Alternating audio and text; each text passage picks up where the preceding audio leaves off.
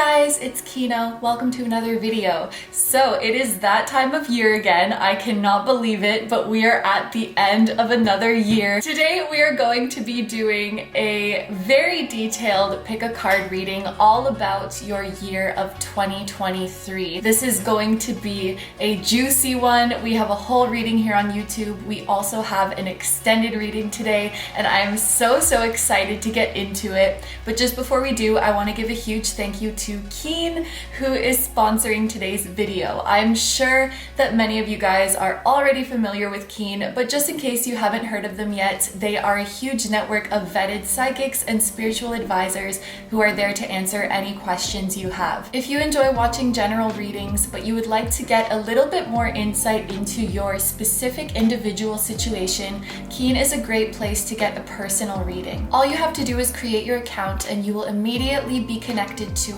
hundreds of spiritual advisors who specialize in different divination tools such as tarot or astrology, different areas of life such as love, breakups, career, and all different price ranges, so you're sure to find someone who fits into your budget. It's completely up to you how long you want to speak with an advisor, whether that is 1 minute, 10 minutes, 30 minutes, and you also have the option of speaking on the phone or chatting, which is what I personally prefer. One of the advisors I enjoy speaking to is Maggie, because she goes very in depth and gives a lot of information, even with limited information from me. I still remember my first reading with her. I was asking how some people felt about me, and I was surprised at how in-depth she went and how much she understood about their personalities without me even saying anything. In a recent reading as well, I asked, what can I do to have the best 2023 possible? The biggest thing is that there's going to be opportunities coming my way this year,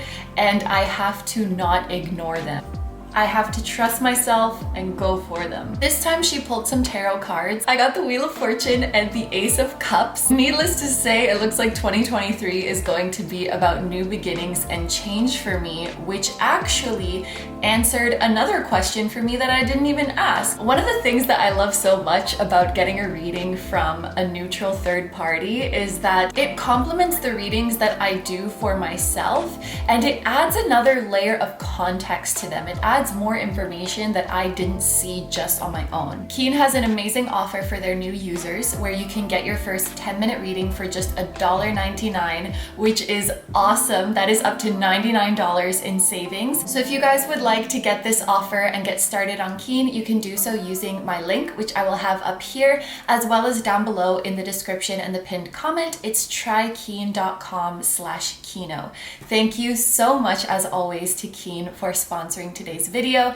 Thank you so much to you guys for listening to that. I cannot believe 2022 is almost over, but I appreciate your support so much. It was a wonderful year with you guys, and I hope that 2023 is going to be just as good or even better, and I hope that your personal 2023 is even better than this year. So with all of that being said, let's get on to the reading. Hi guys, it's Kino. Welcome to another video, one of the last videos of the year. Today we are doing 2023 predictions. I cannot believe, wow, this is the 4th yearly prediction that I've done since starting my YouTube channel, and I just can't believe how fast the time flies.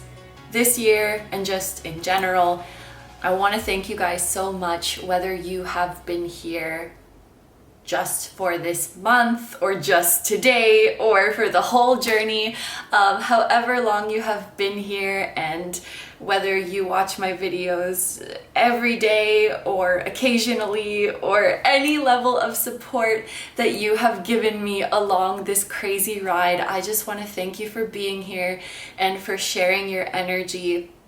And I want to let you guys know that this is like one of the things that really helps me get through it when I'm feeling stressed out or when I'm feeling overwhelmed. I just sit here and I connect to you guys, and I just immediately feel better, and all of my troubles just fly away. And I'm really grateful. Oh my gosh, not me getting emotional already. I'm really grateful for how you guys have changed my life, and I hope that I've been helpful or just enjoyable or inspiring. I hope that I've added some kind of positive value to your life as well. So let's get into the reading. We have a big program today. I did make a list as I do sometimes for the big boy readings. I think I'll show it to you guys once you have chosen your group, but for now let's just do the reading selection. There are 4 groups for you guys to choose from today. In each group we have a different oracle deck as well as a different crystal point. This is what the decks why can't I talk?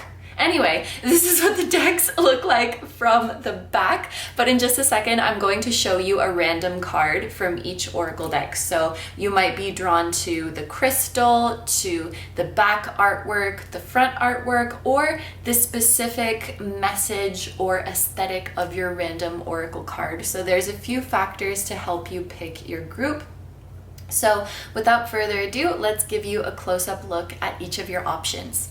For group number 1, we have this Aquamarine point, and your deck is the Sacred Destiny Oracle, and your random card is Fulfillment. For group number 2, we have this Lepidolite point, and your deck is the Starseed Oracle, and your random card is Your Life is a Canvas, Artist, Manifestation, Creative Accountability. For group number 3, we have this Amblygonite point, and your deck is the Oracle of the Fairies, and your random card is Go Outside. It's time to go outside. Tune into the powerful peace of nature wherever you are and feel at one with your habitat. And group number 4, we have this pink Calcite point. Your deck is the Song of Gaia Oracle, and your random card is Creator. You are the creator, sovereign and conscious creating. So just in case you need a little bit more time to pick, these are all of your options laid out side by side so that you can compare them and see which one is calling to you the most. As always, take all the time you need to pick. You can pause the video if you need to, and I'm gonna go ahead and get started with number 1. Hi number 1s, so if you guys chose the Aquamarine point and the Sacred Destiny Oracle, this is going to be a reading all about your year of 2023. So let's start off by taking a look at the list of everything that's going to be covered in this reading. This list is more so that I don't forget, but you can think of this as like your table of contents before diving into the full-length reading. So we're going to have the main reading over here on YouTube, and over here we're going to look at your 3 main themes of 2023, the general energies of your year. We're also going to look at the biggest change that's coming your way, the biggest challenge, and the biggest blessing of the year. And then we're going to finish it off with messages and advice from Spirit to have the best 2023. And then there's also going to be an extended reading today. So there we're going to see who are the main characters of your 2023. Obviously you are the main character, but like who are the biggest supporting roles, who's going to be, playing the most significant roles in your 2023.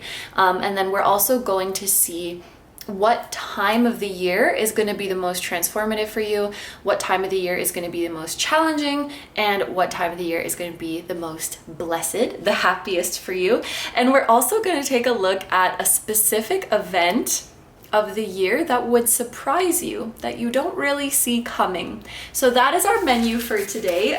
The extended reading is going to be linked down below if you guys are interested. And I also want to mention, if you guys enjoy the content on this channel, I do post a lot on Instagram as well. I am regularly posting pick a card readings, so feel free to join me over there as well. And also, if you liked the intro and the song in the intro of this video, you can listen to the full version of the song over on my music channel. And you can also get merch with the floating temple on it. So all of that is going to be linked down below for you guys. But without further ado, let's get into the reading, starting with the Oracle deck that you guys chose. So this is the one we're going to use to see the 3 main themes of your year. I just saw 222, so this could be indicating right off the bat that relationships and partnerships are going to be a significant theme for you this year.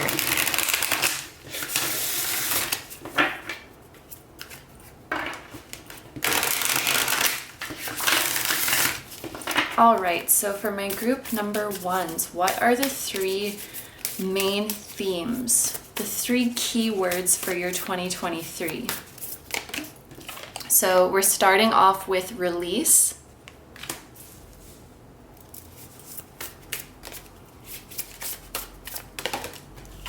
Then we have blessings.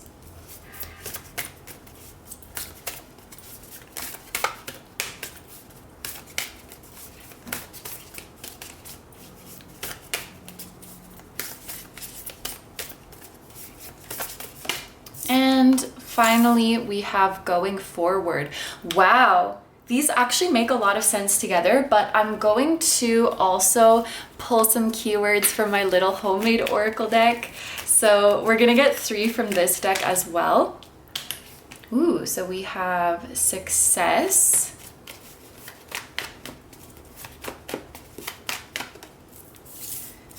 We have be careful what you wish for.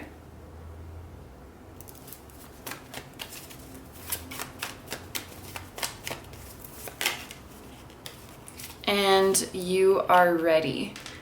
Okay, so I'm trying to decide, we'll just see how it goes. I couldn't tell like if I should be using these Oracle cards as clarifiers or if they should just stand on their own, but we'll just see how the energy goes. I think it's really interesting that we have release and then blessings and then going forward, because this is really giving the vibe of you guys letting go of things or people or ways of thinking that don't serve you anymore, so that you can make room for blessings in your life and so that you can move forward. It already really looks like 2023 is going to be a very blessed year for you, and that you're also going to be making a lot of progress.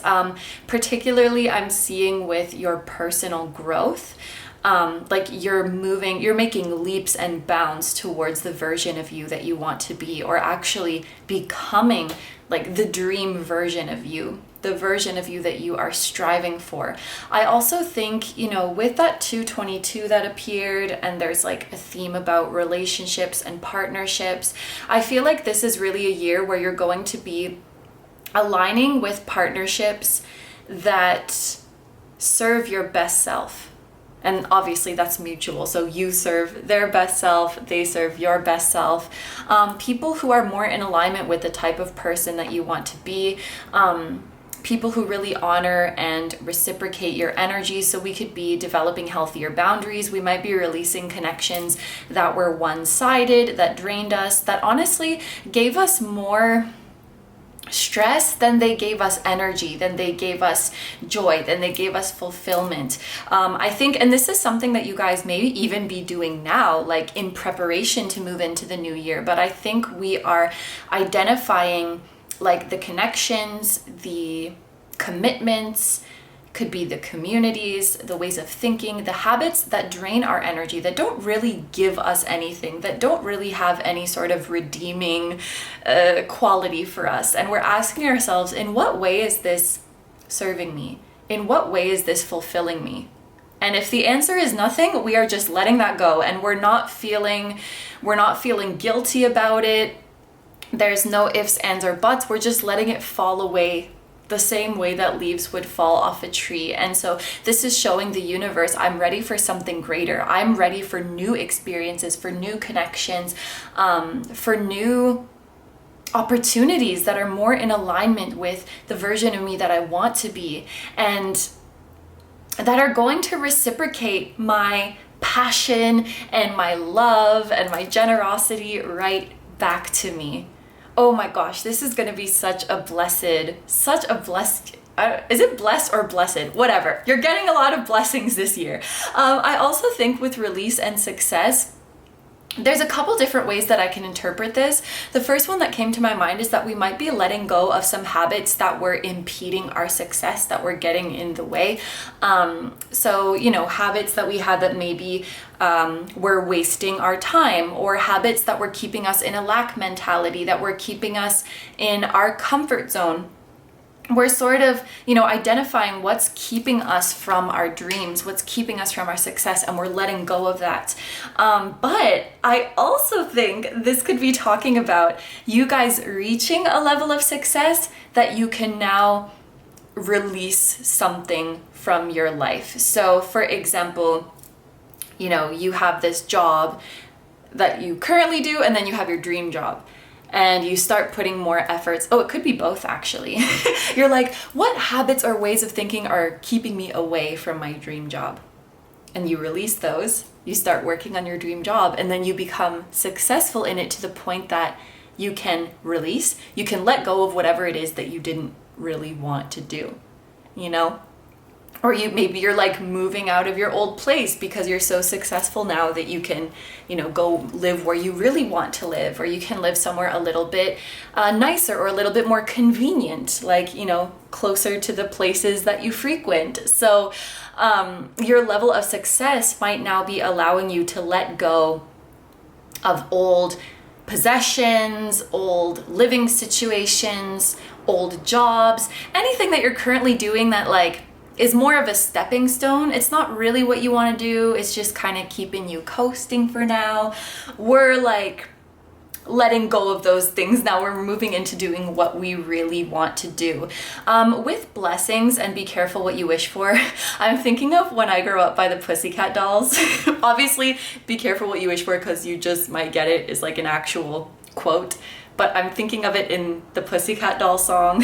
It's like, when I grow up, I want to be famous, I want to be a star, I want to be in movies. So I don't know, maybe some of you guys are becoming something of a celebrity, or like growing a little bit of a platform, or you know, growing your business. You're the talk of the town. You got good word of mouth floating around you. Your platform, what you've been investing in is growing and people are talking about it. We have a bird on this card, so people are definitely chattering. I think in 2023, there's going to be a lot of positive talk around you. And I think your reputation is significantly increasing. Specifically, people are talking about how like brilliant you are, how bright you are, how like well spoken and articulate you are. It's your ideas and your voice, or like your words that people are praising. Some of you guys could be singers because this canary makes me think of singing, but you're really making a name for yourself in what it is that you're doing. With this, be careful what you wish for. Honestly, the first thing that came to my mind was that you might be manifesting things quite quickly in the year of 2023. Like, you will set an intention for something, you'll think it, you'll write it down, you'll speak it to someone, it literally pops up a week later or like a few days later. I think very fast manifestation is a theme for you in 2023. And so with that, you know, we should be getting really clear about what we want, because, and this is not like a threat or anything. I hope it doesn't come off like that. Like, be careful what you wish for. But just keep that in mind. Like, intentions that you set, I think in 2023 are going to come to fruition quite quickly. So it's a good idea to really get acquainted with yourself and know what you want, which I think you guys are in the process of doing. If you're at a place where you know what you need to let go of and you know what's standing in your way, I think you know pretty well what you do want. So fast manifestation is a theme for you guys in 2023 as well. And then even this makes a lot of sense together. Going forward, you are ready. You guys are ready to move forward. You guys are ready. I'm hearing you're ready to move forward to a more advanced position, or you're ready to move on to like, it's like a higher level of difficulty. If you guys are applying or signing up for anything, I feel like you should go for the more challenging option. So like, this is just the first thing that's coming to my mind because like, it's very much part of my daily life. But you know, I'm going to school in Japan now, and there's like JLPT, which is the language proficiency test. And I think it comes once a year that you can take the test. 5 is the lowest level and 1 is the highest level. So like, if you guys are thinking, this is obviously hypothetical, or maybe it's actually the case for you. If you're like, in 2023, I'm gonna take level 3. This is spirit being like, maybe you should try level 2. Like, maybe you should go a little bit higher than what you think, because you're ready for more. You're ready for a bigger challenge. This can obviously also be talking about like moving up in work, going to a higher position, something with more challenge, with more responsibility. Like you're ready for something more. I think you're ready to be bigger than what you realize. So another theme for you guys this year is to go big. Like whatever feels like it's a little bit out of your comfort zone, go a little bit more. Even like with the goals that you're setting, like if you're like, I want to make X amount of dollars per month, go like a little bit higher. Just challenge yourself. Like, what if I could manifest more? What if I could do more? What if I could succeed more than what I realize? And chances are you're going to prove yourself right pretty quickly with this energy here. But yeah, like you're ready for it. You're ready to move forward. And I think that once you release these energies, it's like the clouds clearing. You realize like, wow, I'm really ready for this. Once I cleared away that heavy energy, like there's nothing holding me back now. I'm ready to make this big change. It's like, we're going to stop talking about these big changes that we want to make in the future tense. And this is kind of a, well, maybe it's not silly. It's like a smaller scale example that's coming to my mind, but you could be thinking, you know, like, oh, at some point I'm going to pierce my ears. But you're always thinking about it as like something in the future. I'm going to do it someday. Or like someday I'm going to adopt a dog or something like that. And Spirit's saying like, why not do it this year? I think you're ready. Like, let's finally make that thing that you're always talking about in the future a reality, you know? Yeah. Or like, I'm gonna run a marathon or like a 10K or whatever at some point. I think you guys get the picture. So I guess, wow, that's a lot of themes. That was way more than 3. But anyway, to sum that up, we're releasing heavy energies. We're aligning with our dream self. We're manifesting connections that align with our higher self. We're manifesting really quickly. We're gaining reputation and positive talk around us. Maybe we're singing. And we're going a little bit bigger. We're challenging ourselves. And we're seizing the day. So we're not saying like, oh, I'm going to do this at some point. We're doing it right now. Yeah. Okay. So what do I want to look at now? And this is why I need to make lists because, okay, general energies of the year. So we have some more Oracle cards to look at here. Interesting. Personal boundaries. Choice, assertiveness, empowerment, and authenticity. So I definitely think that this is mirroring that message of like, we're manifesting better connections. Yeah, some of you guys are getting, I just heard like you're getting better friends or better love interests. Or we're really coming to develop a deeper appreciation for those people in our life. But honestly, the first thing that stood out to me here, okay, also with empowerment, I feel like some of you guys are going to start unapologetically like dressing how you want, expressing yourself how you want, and you're not going to care about like what the trends are or like what so-and-so thinks about how you look. You're like, this is what I like. This is my personal taste. This is my personal fashion. You don't have to get it, okay? It's avant-garde. Like, you don't have to get it, but this is how I like to express myself and how I like to present myself. You know, you might be... It's like you're not conforming to the trends. You're not conforming to like what your gender or your age group has to wear or look like or whatever. I'm getting kind of Gemini vibes.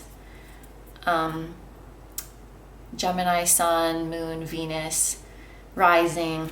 Anyway, the number 16 on this card honestly is kind of making me uneasy.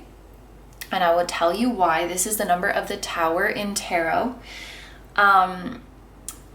What I'm about to talk about, this could be something that already happened to you or that's currently happening to you. If it hasn't happened yet, it doesn't have to, because this could be a warning message. But Tower moments kind of represent a moment where things hit the fan and things fall apart. And it can be quite jarring, and it can be hard to know how to move forward from it. So what I'm kind of seeing is like poor boundaries could lead to a burnout, or poor boundaries could lead to you being taken advantage of in a very major way. I think that's what this tower moment with regards to boundaries is talking about. You know, for example, saying yes to everything and volunteering for everything, and then, you know, becoming exhausted and having a burnout, or, you know, enabling someone's behavior that they're kind of taking advantage of you, and then you get kind of walked all over in a major way. If this hasn't happened yet, it really does not have to happen. That's very important to note. But, you know, personal boundaries and taking care of yourself, it's a necessity. It's not like a self-care. It's not like luxurious. It's not frivolous. It's like you have to look out for yourself. You have to look out for your well-being. We also have Cancer, I feel, and there's another number 16. This is really, really also a strong indication of you guys treasuring existing connections that make you feel good, whether that's your family, like your biological family, or your chosen family, or your soul family. You're finding those connections that are truly worthwhile, and you are treasuring the crap out of them. Definitely. Also, I'm thinking of a crab that has, or just the Cancer energy in general. You know, crabs have that hard shell on the outside, and then they're like soft on the inside. So I think you guys are really, you do have that soft inside. I think you're very kind, but I think you're just being more selective about whom you share your kindness with and when you share your kindness. And what's really important to know with this Cancer energy, Cancer is intuitive. Cancer moves by feeling. And even like these number 16s, they reduce to 7, and that's the chariot, the number of the chariot, which is also Cancer, by the way.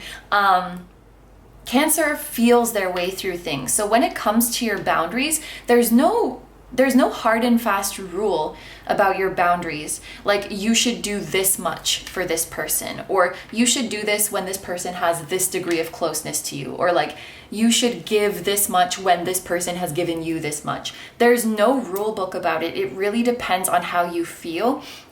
There's no good boundaries or bad boundaries. Like, you know, even if someone's really, really stingy, like, they're allowed to do that, and then you're allowed to say, okay, this is not someone I really want to be around. Like, if their boundary doesn't agree with you, that doesn't make it a bad boundary. And in the same way, if other people don't agree with your boundaries, that doesn't make them bad, and they can choose to stay in your life or leave. Like, if they have a problem with it, that's not your problem. I hope that makes sense. But I guess I'm trying to say there's no right or wrong boundaries. There's only boundaries that you subjectively feel comfortable with, or you subjectively don't feel comfortable with. And whether someone else subjectively feels comfortable or uncomfortable with your boundary, like, it's your choice if you want to care, and it's your choice if you want to compromise. You don't have to. It's all by feeling, I guess, is what I want to say. And the more you practice it, the more in touch you will become with these feelings, because your feelings are the perfect way to guide you and to form these boundaries. But sometimes when you lose touch with them, it's hard to get back in touch.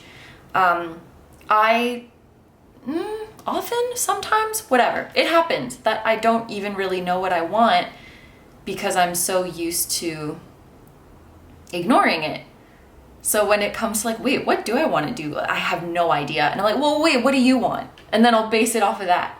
No, we're getting back in touch with ourselves and remembering what it feels like to know what we actually want to do, and remembering what it feels like to be able to feel our way through situations and make decisions intuitively.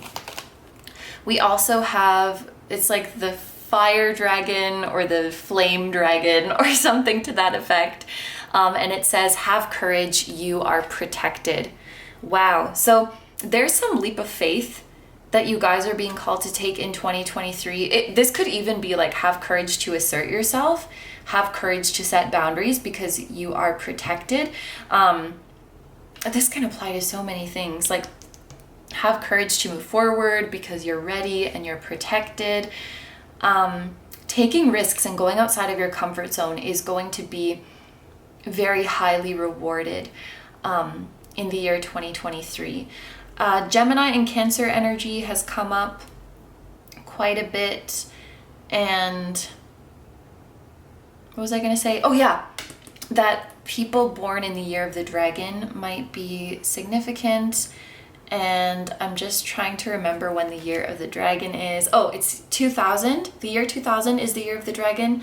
And then 1988, 1976. And then you just add or subtract multiples of 12.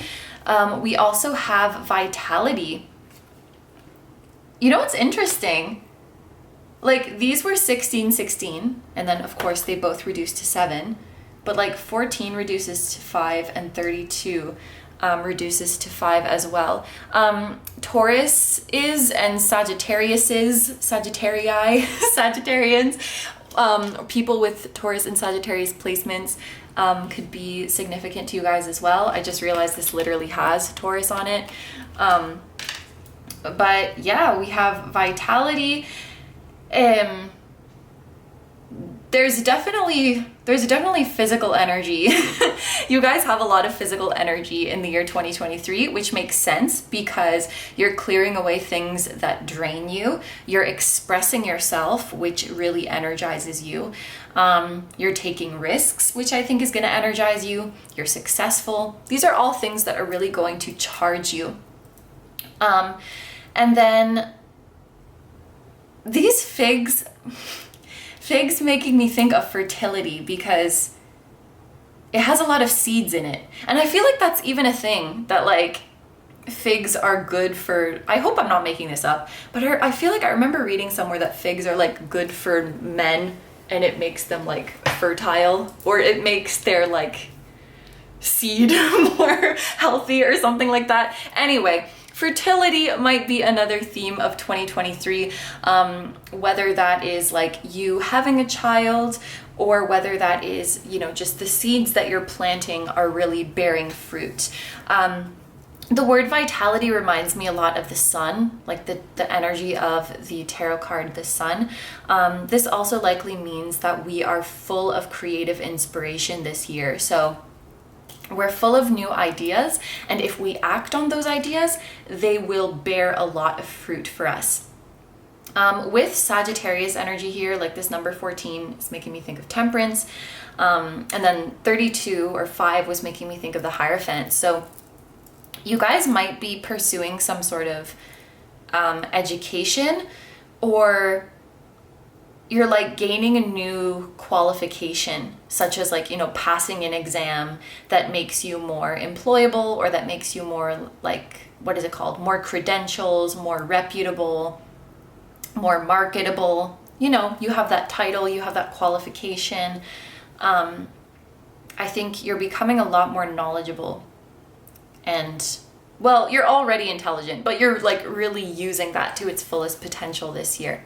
So now we're going to get more into the specifics of the year. So we're going to see your biggest changes, your biggest challenges, and your biggest blessings.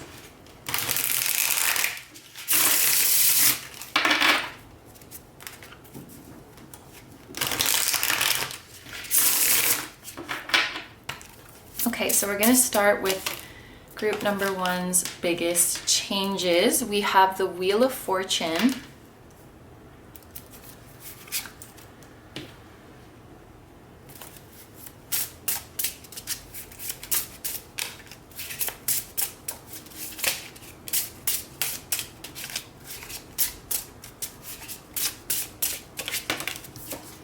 And the Queen of Wands. Wow. Okay, for one, oh, look, is it figs again? I feel like that's figs again. So A big change that might be coming for you guys in the year of 2023 is with, I want to say with your physical body or like your physical appearance, but I feel like it's like specifically something about your body for some reason. It could be, you know, change to your hair, change to your face, something like that. Like coloring or growing your hair, or maybe you're getting some kind of procedure done, like a cosmetic procedure. That's going to be obviously for very few of you, but that could be a confirmation for some of you. Maybe you're getting like tattoos or something like that. But I don't know, this made me think of like someone's body is changing because maybe they're getting in shape, maybe they're building some muscles. If you resonated with fertility, maybe like your body's changing because you have a baby in it. But yeah, I feel like there's going to be changes to your physical appearance. This can also be wardrobe. You could be going through like a complete style change, a complete wardrobe change. For those of you who were never really interested in like fashion or makeup or physical appearance type things, you could be developing an interest or even a passion for that in the year 2023. I will say with the Wheel of Fortune next to this is kind of like an unpredictable and unexpected energy. So this could very well be something that you don't see coming. Like, oh, me, I would never be interested in fashion. Like, I would never wear makeup, or like something that you just can't see yourself doing in terms of your physical appearance. You might just be having a big change of heart this year and like start dressing completely differently, or like you always loved having long hair, but then this year suddenly you're like, I want to chop my hair or something like that. Or like you hate exercising, but in 2023 you fall in love with a certain physical activity, and then like your body is changing as a result of it and you're feeling really good. I feel like it's something that's gonna kind of surprise you, like something you never really saw yourself doing. I also think that your confidence is really skyrocketing this year as well. I think a big thing is that you don't really compare yourself to other people anymore, because you're very much in this energy of like, you don't have to like what I'm doing and you don't have to get what I'm doing. I'm only doing this because I like it. I feel like we're becoming more selfish this year, and I mean that in the best way. Like, selfish does not mean that you're like, what is it called? Withholding your love from other people or withholding your kindness from other people. It just means like I'm the main character and I'm putting myself first and I'm putting my well-being first. And I think you guys are becoming, like you're becoming selfish in a good way. I have to say with this dandelion, dandelion tea is freaking delicious. So I don't know if you guys have tried it before, but it's very good. At least I personally like it.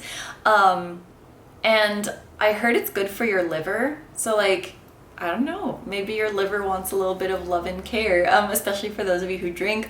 No judgment, but maybe your liver wants some dandelions. And also, there's this substitute for coffee that's made of dandelions, and I also personally think it's very delicious. I always drink it when I go to my dad's house. It's called Dandy Blend, and it's very good. I'm sure there's other brands, but maybe some of you are thinking of like, you know, I'm gonna stop drinking in 2023, like drinking alcohol, or I'm gonna stop drinking caffeine or something like that, and dandelions could be a nice little substitute for that. I cannot be held responsible though if you try it and you don't like it. I just personally like it. I really freaking love figs too. Oh my gosh, dry figs, fresh figs. I love it all. Fig Newtons, which I haven't had in a long time. Okay, anyway, that's enough talk about food. So, yeah, confidence, physical appearance. We're very much in our own lane. We're not comparing ourselves to anyone or comparing our journey to anyone else. I also think with the Wheel of Fortune here, there are some big changes coming to you this year that are not a result of your planning or are not a result of like specific actions that you're taking. They're more sort of coming to you or happening to you. And this year might go very differently than what you're planning. I think it's good to plan. It's good to like visualize things that you want and manifest things that you want, but there's going to be surprises this year. I'll say that much. There's going to be some surprises, because with the Wheel of Fortune, like, you just never know. You just never know what you're going to get. Let's see, what is going to be a significant challenge in 2023? We have the Seven of Cups. Oh, wow. And the Ace of Wands. So you're going to be overwhelmed with some decision that you have to make.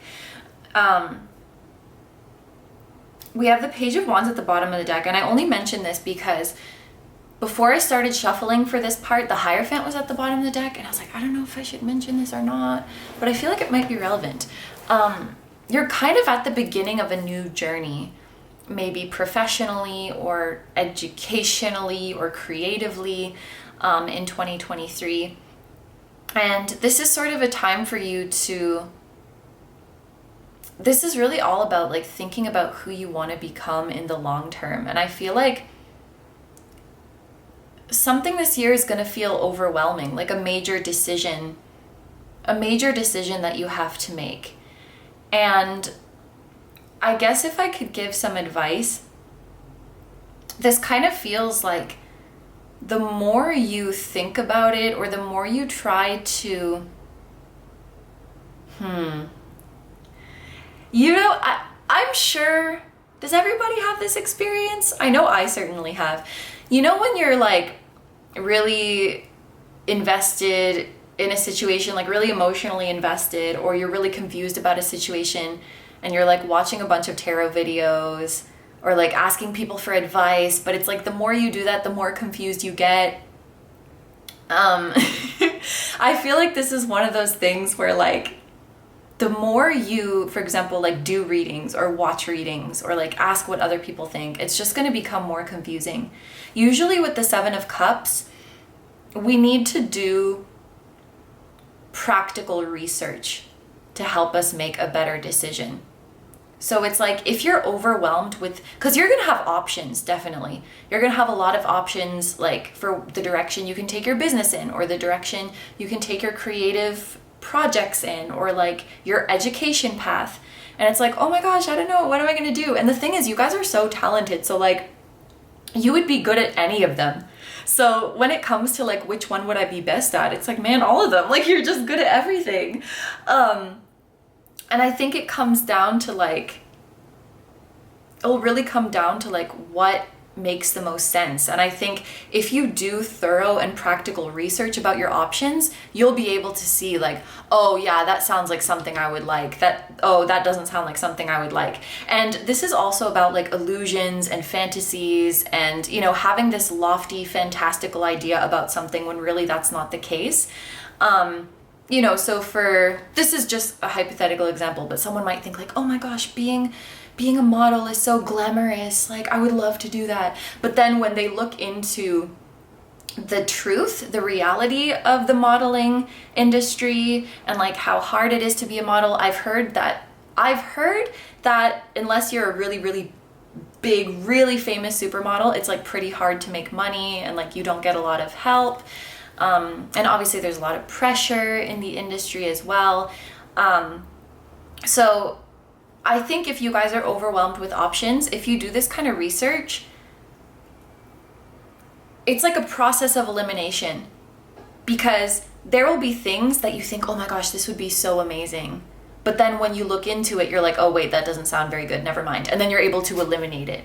So it's like if you just focus on your idea of those things, or like the feeling that you get from those things, it's gonna continue to be difficult. But if you like sit down, like read a book, Google it, watch a YouTube video, like do that kind of practical research, and you see the truth of your options, then it will become very easy to make this decision. And I feel like this ace here is talking about that moment of clarity. It's talking about, you know, what will really light you up. It's like it's like when I thought I wanted to have a certain kind of visa, and then I looked into it and I was like, oh, never mind, this sounds really this sounds like a huge hassle, and it sounds like a lot of money, and it sounds difficult, and I don't want to do this. Never mind. So, you know, sometimes your idea of what it's going to be is not accurate.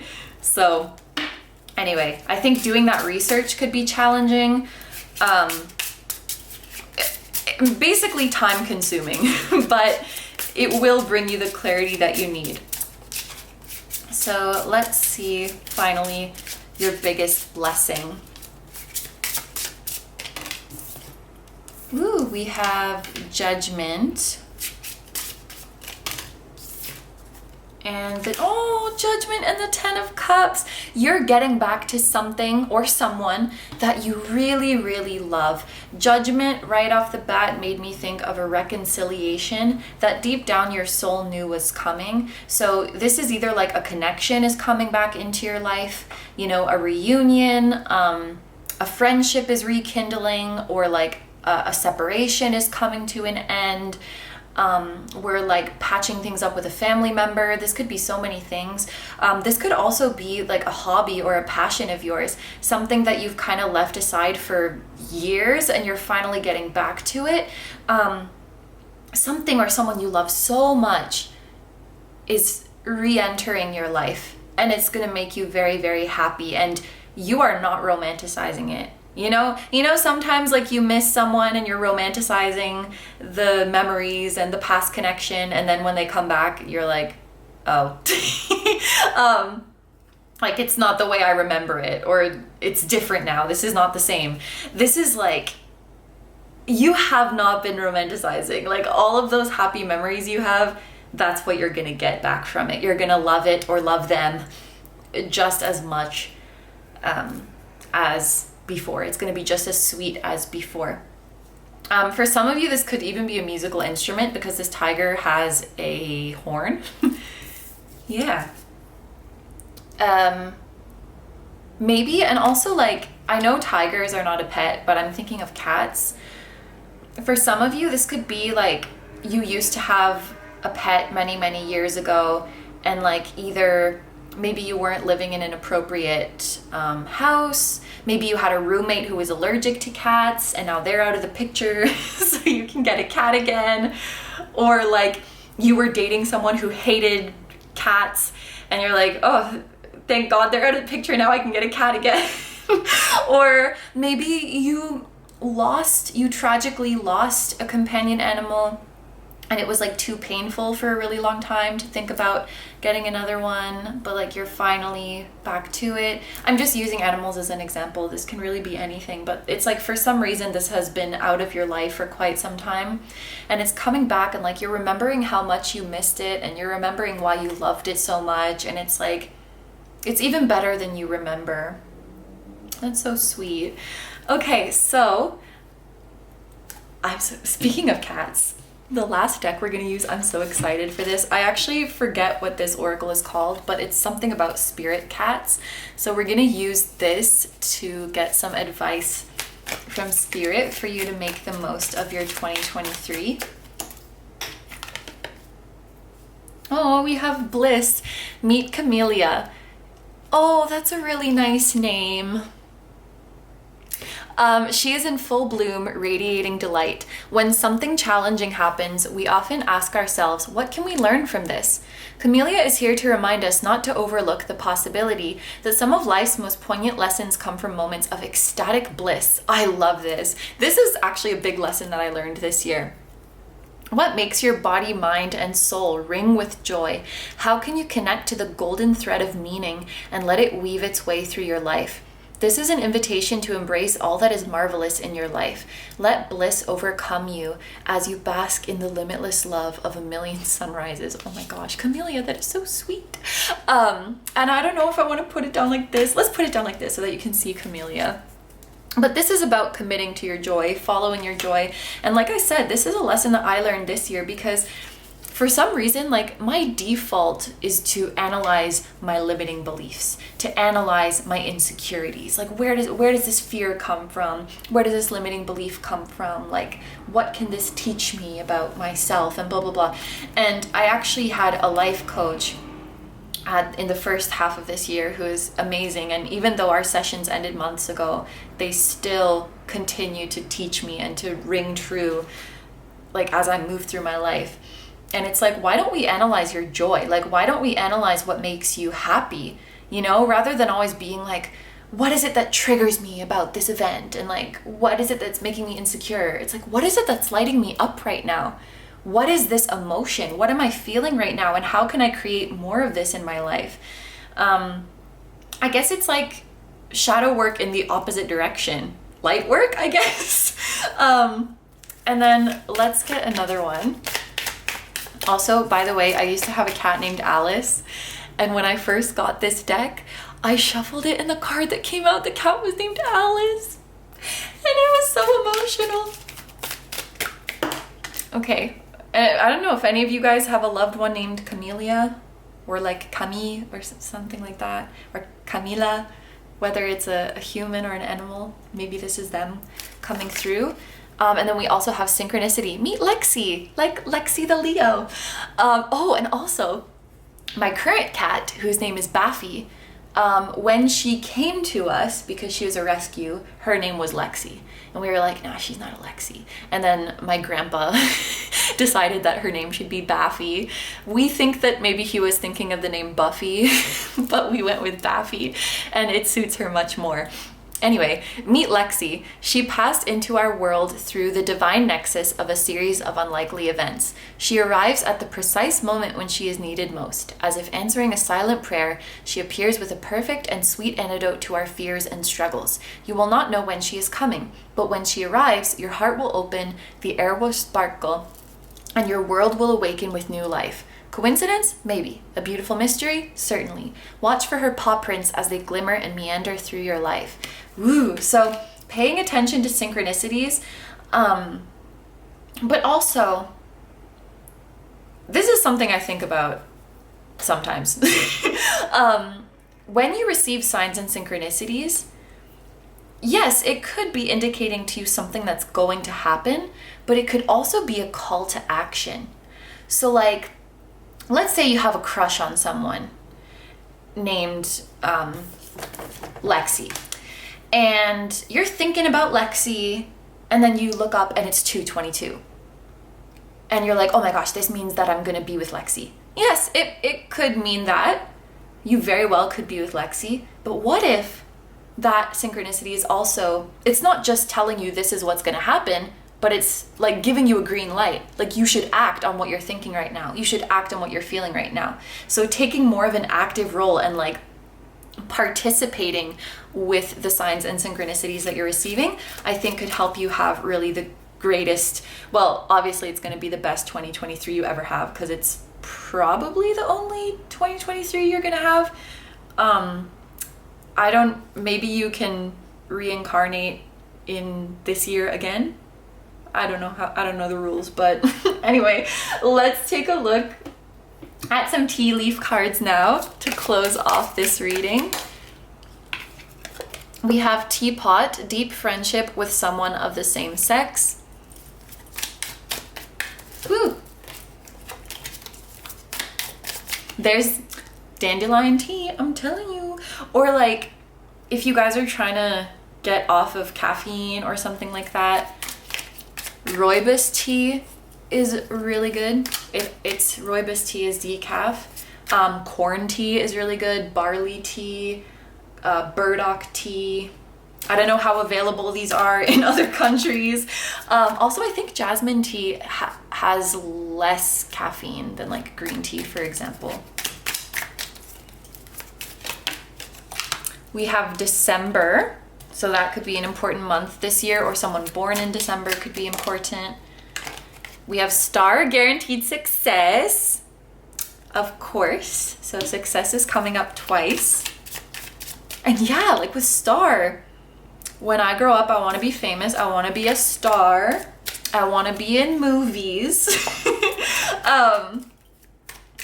You guys might like be on TV in 2023, whether you're in a movie or like you get interviewed for the news, or like you're in the audience on some like pre-filmed show. Maybe you're an extra in something, or you could be like in the local newspaper, or there's a blog post about you. I think you're being featured somewhere and there's a positive buzz around you, and this could expand your platform or like bring business to you. We also have Cup, you should accept valid criticism. And chain of events that will affect your life. So I feel like with these two coming out together, first of all, you could be traveling this year, like pretty far away, because I feel like this is going to another continent. Also, the letter C could be a significant initial, like first, middle, last name. It could be a city or a country that you're traveling to, like Canada, for example. And what else was I going to say? Right. I feel like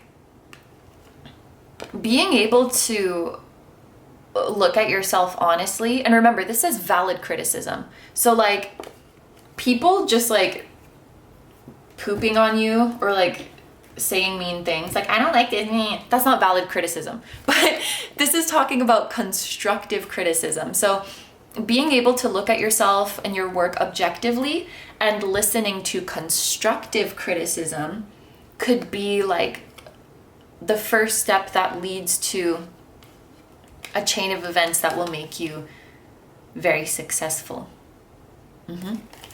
Okay, so my group number ones, this is everything that I have for your YouTube reading. So we're going to take it over to the extended reading now. I need to remind myself what is in it, but also maybe you guys need a reminder. We're going to see your main characters of 2023. So who are the people that are going to be, you know, spending the most time with, that you're going to be spending the most time with, or that are going to, you know, play the biggest role for you this year. We're also going to look at, you know, what time of the year is going to be the most transformative, the most challenging, and the most blessed for you. And then we're also going to look at a specific event of 2023 that would surprise you. So if that sounds good to you and you would like to join me over in the extended reading, that will be linked down below for you in the description as well as in the pinned comment. But if you're going to leave the reading here, I'll say thank you so much for letting me do this reading for you. I hope you have a wonderful day or night whenever you're watching, and I wish you all the best. Please take good care of yourself, stay healthy. Don't forget to like, comment, and subscribe if you feel like doing that. And you can also follow me on Instagram. I post weekly pick a card readings as well as new moon and full moon readings. And you can also check out my music channel, where you can listen to the full version of our intro song as well as all of my other original songs.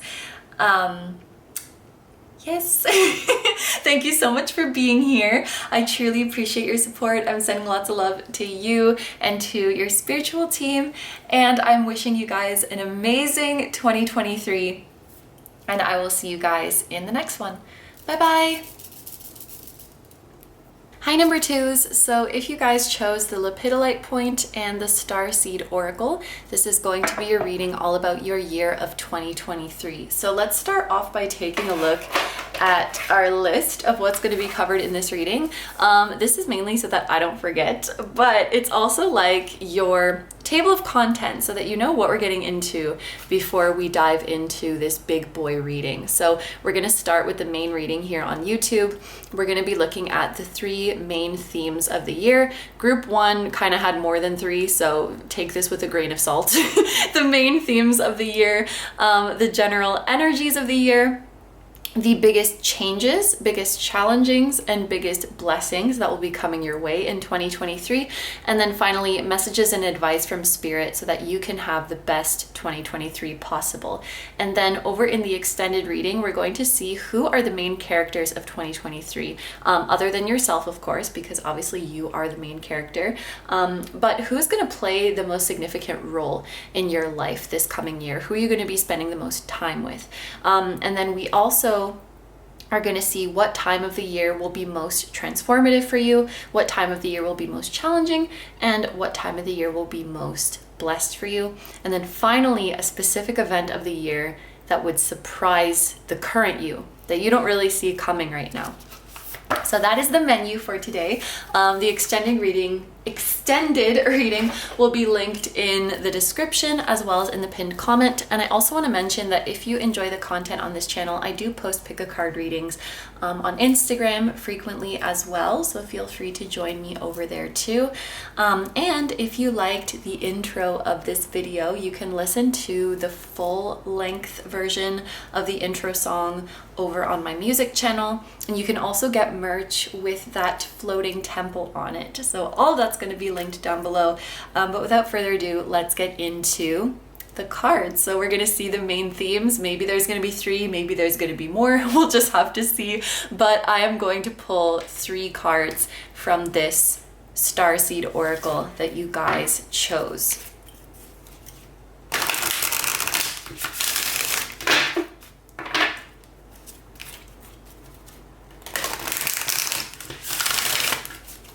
Okay, my group number 2s, what are the main themes of your 2023?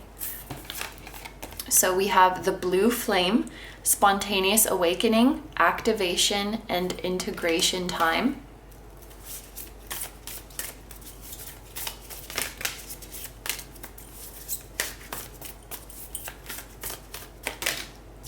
Okay, I'm going to take these 2 together as like one energy. We have Star Keeper, Cosmic Ancestor, Seed the Light by Staying Grounded, and Wait. It's not yet time, things are being woven.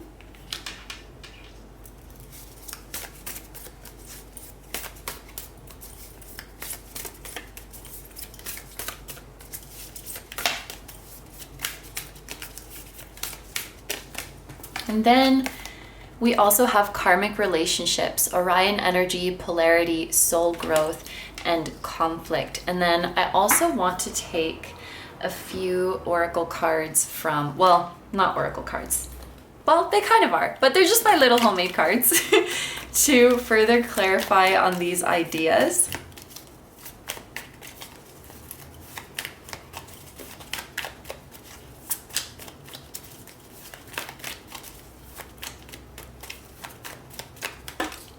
Okay, so for the blue flame, we have commitment and payoff coming out together.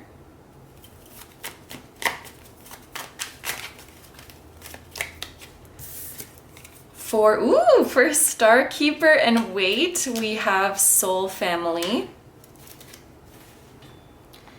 And to clarify karmic relationships,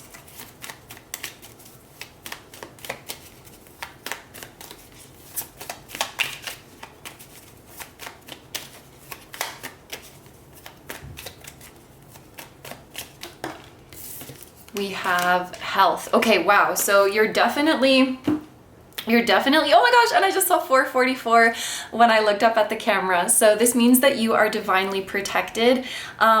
Because you guys were grounded, because you guys were drawn to the Starseed Oracle, I definitely think that you have a star family who is protecting you.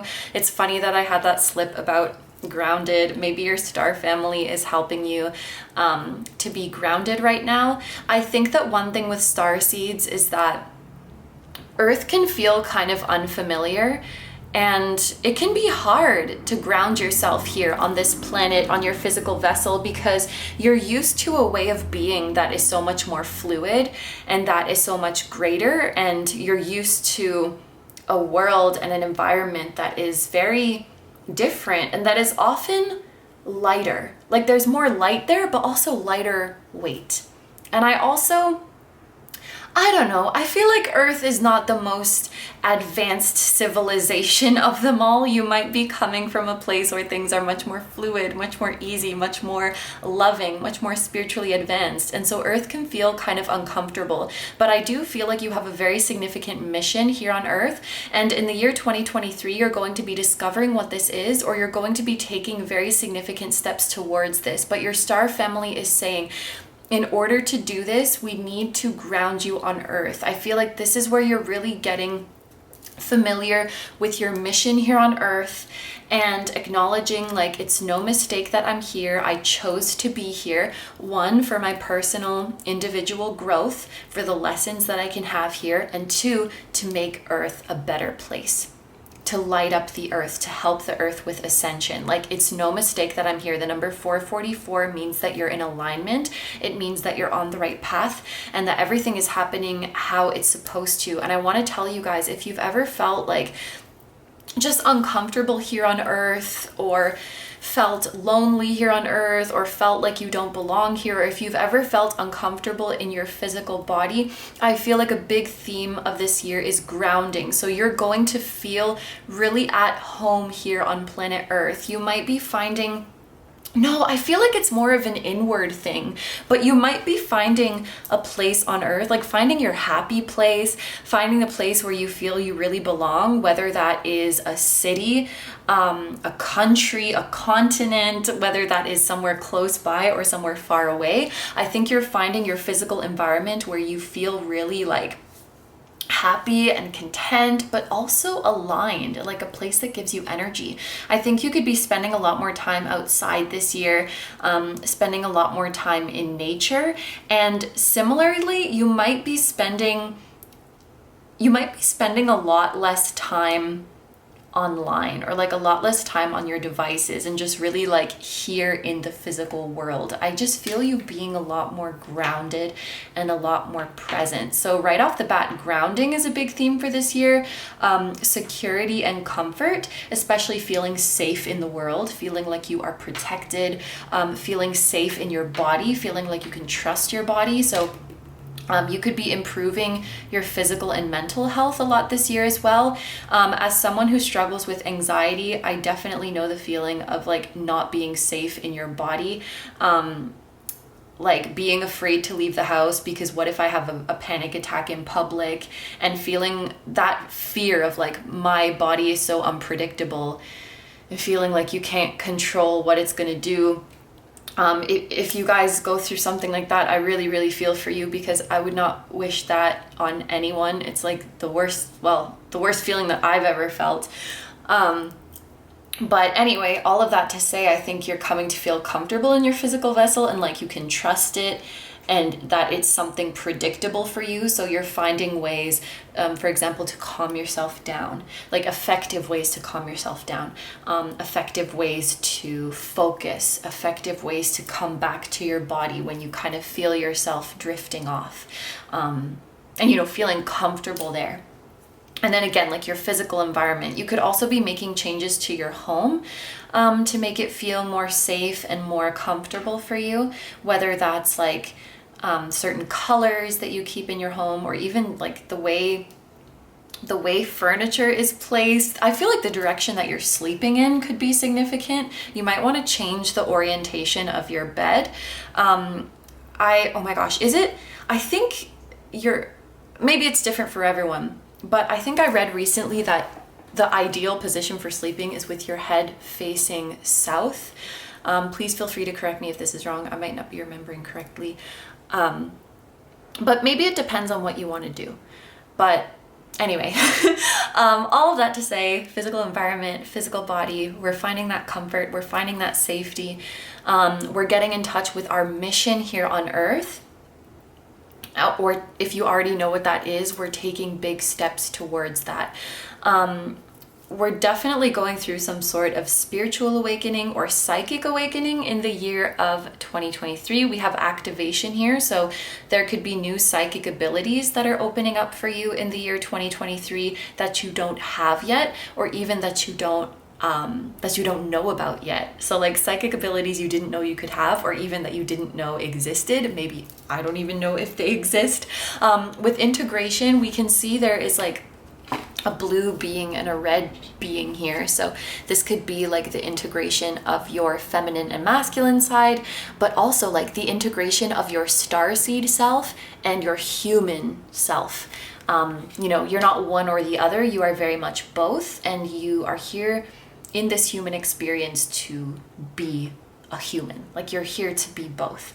Like your spiritual and practical side. There could also be like a sacred divine union with another person that you guys are moving towards. But with payoff and commitment, I really, really feel that this is a group that has committed committed to their awakening, committed to their mission, or at this point committed to the discovery of their mission, and also committed to their healing. And this is your star family saying that that commitment is going to pay off. These literally came out together, and it's a very, very clear message. I also thought with the blue flame of like activating your throat chakra. So, you know, this is about communication and expressing yourself. Even group 1 had something about singing. Singing might be important to you guys this year, or like some kind of chanting or something like that. Maybe that will help you with anxiety. But the 5th chakra also deals with creativity. So I think when your psychic abilities are heightening, so will your creative inspirations. And if you are a creator, it's likely that you will be channeling your creative projects from higher realms. And actually, even if you don't consider yourself a creator right now, I feel like you're going to be in this kind of creative energy in the year 2023. So next we have Star Keeper, Cosmic Ancestors, seed the light by staying grounded. So this makes a lot of sense. In order to fulfill your mission as a light worker, we need to be grounded here on earth. And then we also have wait, it's not yet time, things are being woven. And this is pertaining to your soul family. So there are some unions. I feel like you guys are either waiting for union with a specific person, or you just energetically feel that your soulmate, that your divine counterpart, whoever it might be, you feel like they're out there, you're longing for this union. I can't say for sure that it won't happen this year, but I feel like if it were to happen this year, it would be later rather than sooner, because it feels like I'm getting hanged man energy from this. Like things are still being woven together. You still have this awakening to go through, this integration, your mission to work on. And I feel like the soul family union is coming later. And I want to be very clear that it's not like this is being withheld from you or something like that. It's not like, no, human, you have to jump through this hoop and this hoop and this hoop before you can have it.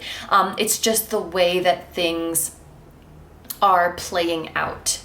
It's the way that things, it's like, I often use the analogies of like the natural process of a tree growing, or the natural process of a baby growing in the womb. It's like these things cannot be rushed, and you know, something not happening yet, it doesn't mean that it's being withheld from you. It's just that things have to go through a natural process. And I feel like there may be some transformations that you have to go through in order to align with your soul family and your divine counterparts. Just because maybe if you were to come together now, it wouldn't really make sense. Like just for a very easy to understand example of this, maybe if two people who are like 15 years old come together and they don't get along, they don't like each other, but then they go off and they have some life experiences and they mature and they become, you know, different people, they become bigger people. They come back together as like 30-year-olds, and maybe now they really, really get along. So it's like right people, different timing, if that makes sense. And there's just like experiences that you as an individual will go through, and that your soul family and your divine counterpart will go through, and then when you come together it will make sense because you've become versions of yourselves that now align with each other, that now get along with each other, that can now work together. With conflict, karmic relationships, it could be that, you know, if you're to come together now, you will, and maybe you have come together at one point, but there's like a butting of heads. We haven't integrated. That makes sense, because what I was thinking of with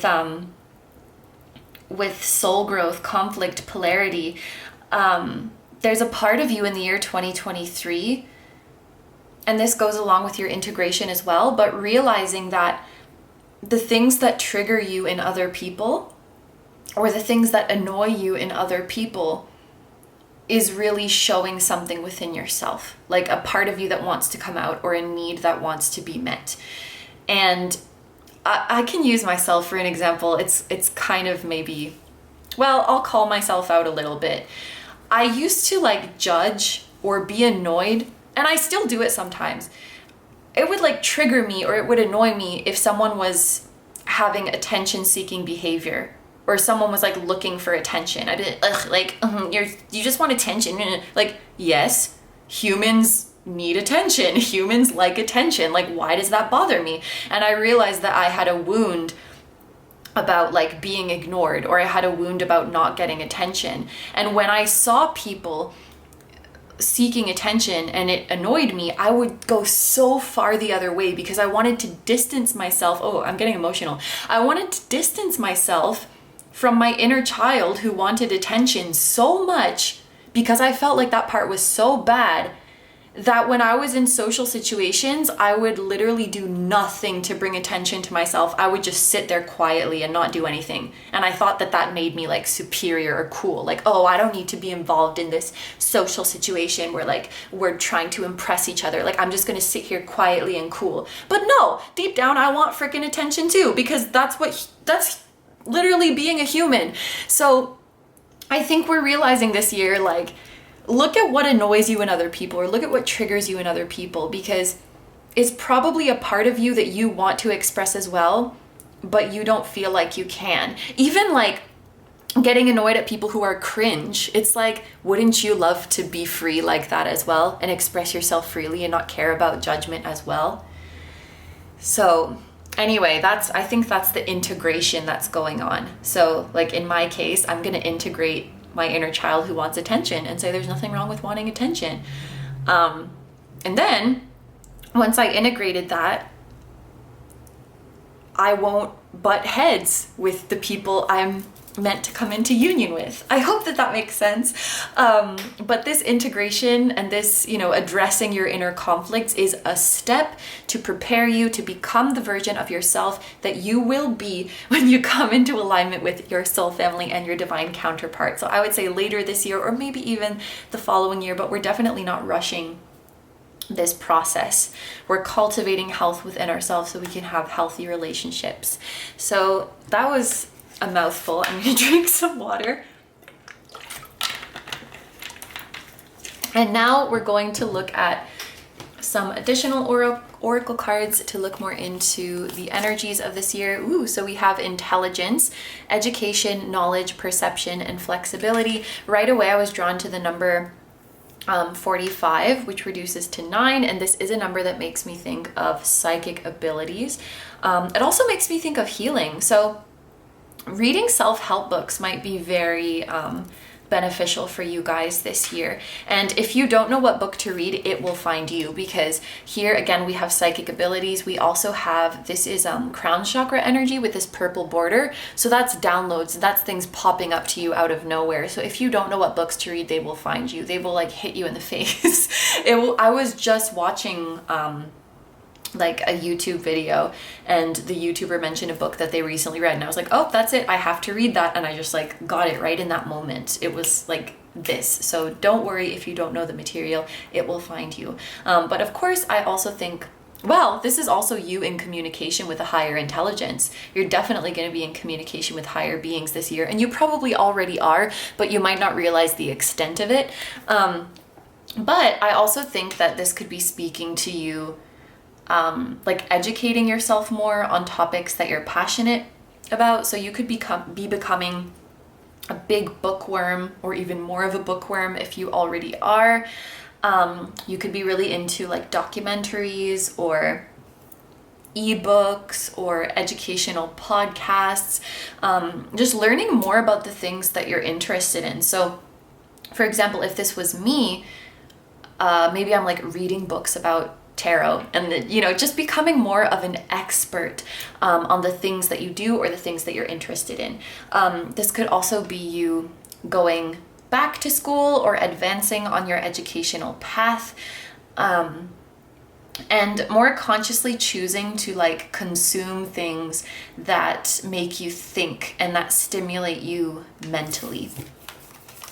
We also have the 12th house with escape, and we have the number 36, which also reduces to 9.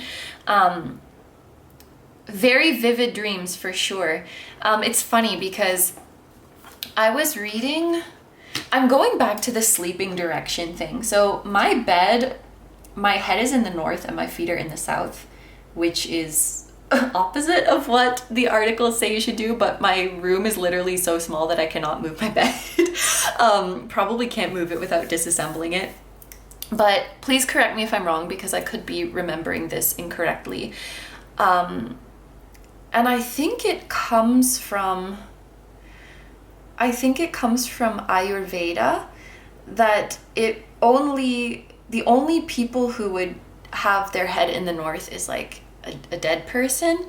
But they said that this orientation could be good for like dream travel or astral projection or things of that nature. So if you guys are interested in those kind of things, I do see you guys kind of exploring those higher realms a lot in this year, in the year of 2023.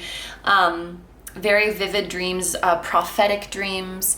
You could even be visiting your star origins or visiting your star family in your dreams if you are not already, visiting your soul family or your soul mate.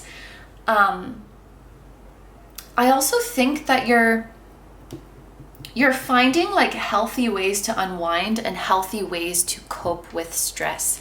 And that's going to be different for everyone, right? But you know, it might be reading, like actually reading. It might be taking naps. It might be exercising. It might be going out in nature. But you're finding ways to deal with your stress that are healthy, you know, like rather than just bottling it all up, or I don't know, like eating a lot of junk food, which there's nothing wrong with that in moderation. But if it's like a daily thing to cope with stress, obviously that's not good mentally or physically. You know, I think you get the picture, finding healthier ways to deal with that kind of stuff. And then, oh my gosh, is this another number 9? Yes. 45 reduces to 9, 36 reduces to 9, 18 reduces to 9. And this is the purifying tornado. Wow. And it says, purify your thoughts and think positively. So there's a big shift, I think, in your mental health and in your mindset in the year 2023. And I can't help but notice that 18 is half of 36. So I feel like this healthy ways of dealing with stress, healthy ways of unwinding, kind of goes hand in hand with purifying your thoughts. And it's probably something like, if you change your mindset and change your thoughts, the amount of time you'll have to do like stress reducing practices will be halved. Or if you do these healthy practices, your negative thoughts will be halved and your positive thoughts will be doubled, or something like that. Anyway, you're really setting yourself up for a year that is much more stress-free, not because of external circumstances, but because you've changed your mindset. And like, I will tell you this from personal experience. Sometimes the thing that makes you most tired at the end of the day is how much you are freaking thinking and worrying all day. I will exhaust myself so much just mentally, just thinking about stuff. And it's even more tiring than any kind of physical labor that I'm doing. And at the end of the day, I'm like, why am I so exhausted? I just like laid around all day, because your mind was racing a million miles an hour. So we're simplifying our mental health. We're shifting to a more positive mindset. And this is actually going to give you more energy, less stress. It's like you do have healthy ways to deal with stress if you become stressed, but the frequency that you're letting it reach that point is less, if that makes sense. Okay, this is not well, there is a number 9 here, but this reduces to 11. I just saw 25, by the way, which I should let you guys know, this number to me has come to indicate like a collective wave of unions. So your union, I keep wanting to talk about like a soul family union for this group or a soulmate union for this group, but it is a part of a wave of collective unions, and it is coming. And it's so interesting that this is a watermelon, because watermelons also make me think of union. Why? Because it reminds me of watermelon tourmaline. And Unikite also is like green and pink. And that reminds me of union. The green represents the masculine, pink represents the feminine. Fertility, maybe you guys, I mean, you could be coming into divine union and having offspring or having like a very passionate physical relationship. Fertility also means that your intentions and your commitments are paying off. And then I also feel like with watermelon, Spirit could be encouraging you to hydrate more, or to eat more hydrating foods, like to eat foods that have a high water content. So like watermelons or like cucumbers. Pretty much all vegetables and fruits I think have really high water content. So maybe it's just fruits and vegetables in general, or just to drink more water. And then this is the sign, we have Leo here. So Leo could be significant for this group, as well as water signs, Cancer, Scorpio, and Pisces. And I was reminded of the Hanged Man before, which is related to Pisces. So maybe especially, oh yeah, and the 12th house is also Pisces. Okay, so, and I feel like it's no coincidence that for this group, I feel like I have to drink a lot of water. We were speaking as well about, you know, your ideal physical environment, your happy place, spending time outside, spending time by the water, or even better yet, in water, like in the ocean, could be very, very beneficial for this group. So we're gonna move into the tarot now and look at the specific energies. Now we're gonna see your biggest transformation, your biggest challenge, and your biggest blessing. I'm just gonna move this up here.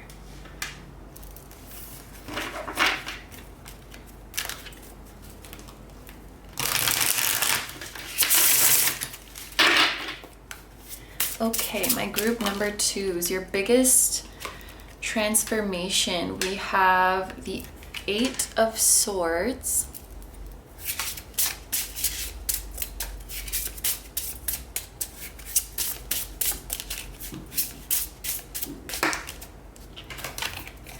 And the Chariot. Wow. So you're definitely breaking free from limiting beliefs.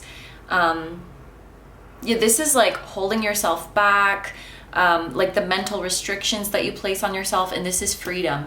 I feel like a lot of you guys are freeing yourself from like anxious thoughts and freeing yourself from overthinking.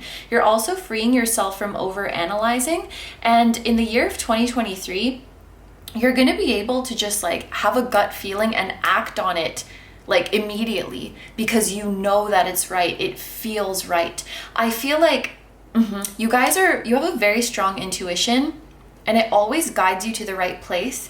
But I feel like this group has been struggling with, it's like you get that intuitive hit, and then instead of acting on it right away, you second guess it and you question it again and again and again until you tire yourself out, and then you don't end up acting on it.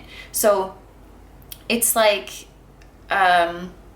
let's say you're at a party and there's like a person across the room and you just feel really, really drawn to them. And Spirit is like, go talk to that person. And you just feel that intuition, like there's something important about this person. Maybe there's like an important partnership you're gonna have with them. Maybe you're just gonna have a conversation and they're going to tell you something that really, you know, opens your eyes, that leads you to an epiphany. I don't know, but something in your gut, because the Chariot, that's your gut feeling, that's your intuition, and it's action, and it's quick action. Something in your gut is just telling you, like, go talk to that person. But then the 8 of Swords is like, oh no, but what if they think I'm weird for just randomly going to talk to them, and like they're with a lot of people right now, I don't want to bother them, and maybe you're like, I don't look good today, or you know how your mind is, it just throws out a bunch of random things to hold you back and random reasons why you can't do it. Or you're just shy and you're like, I don't know. And while you're doing that, that rush of inspiration that you get in the moment of that gut feeling becomes weaker and weaker and weaker and weaker. And then before you know it, that person has left the party. Now that doesn't mean you lost whatever experience or blessing you were supposed to have forever. You know, if that person was supposed to relay a truth to you, Spirit will find another way to make that happen. But it sure does feel good when you act on it right away, because it's that feeling of synchronicity. I knew there was a reason I was supposed to talk to you. When you get those gut feelings, when you get those urges and you act on them, and then it brings you something of value, that feeling of connection that you get with the universe is so beautiful. I just saw 3113 when I looked up, which is a mirroring number. So it's like, you and you, the, what am I trying to say? Your life is, the universe is mirroring back to you what it is that you want and what it is that you need. There we go. I don't know why that was so hard for me to say. But, you know, when you first get that gut feeling, it feels so good, right? Like, yeah, I should do that. I should apply for that job. When you first get that, it feels so good. But then the Eight of Swords kicks in and it's like, yeah, but like, what if you don't get it? You're not qualified enough. They probably want someone else who's more like this and like blah, blah, blah. You're so dumb. And that voice just, the doubts creep in later. But if you keep letting them creep in, it's like they weigh you down and eventually you just sink. And I feel like you're breaking free from these thoughts, those voices in your head that tell you you can't. Some of you guys are recovering from shyness and you're becoming a lot more outgoing, like easier to talk to people, easier to approach people. You don't care about embarrassing yourself, or when you're just comfortable going out there. And I feel like a big change in you this year is that when you feel that urge, you just go for it. You just do it. That's the Chariot, because you get that intuitive hit and then you just go. Like a horse. You just go for it. And that's when you follow those cues, it's gonna lead to even more synchronicities, and those little urges that you get are just gonna guide you. It's like a chain of events. They will guide you right to your mission. Okay, so let's see what's the biggest challenge for you guys.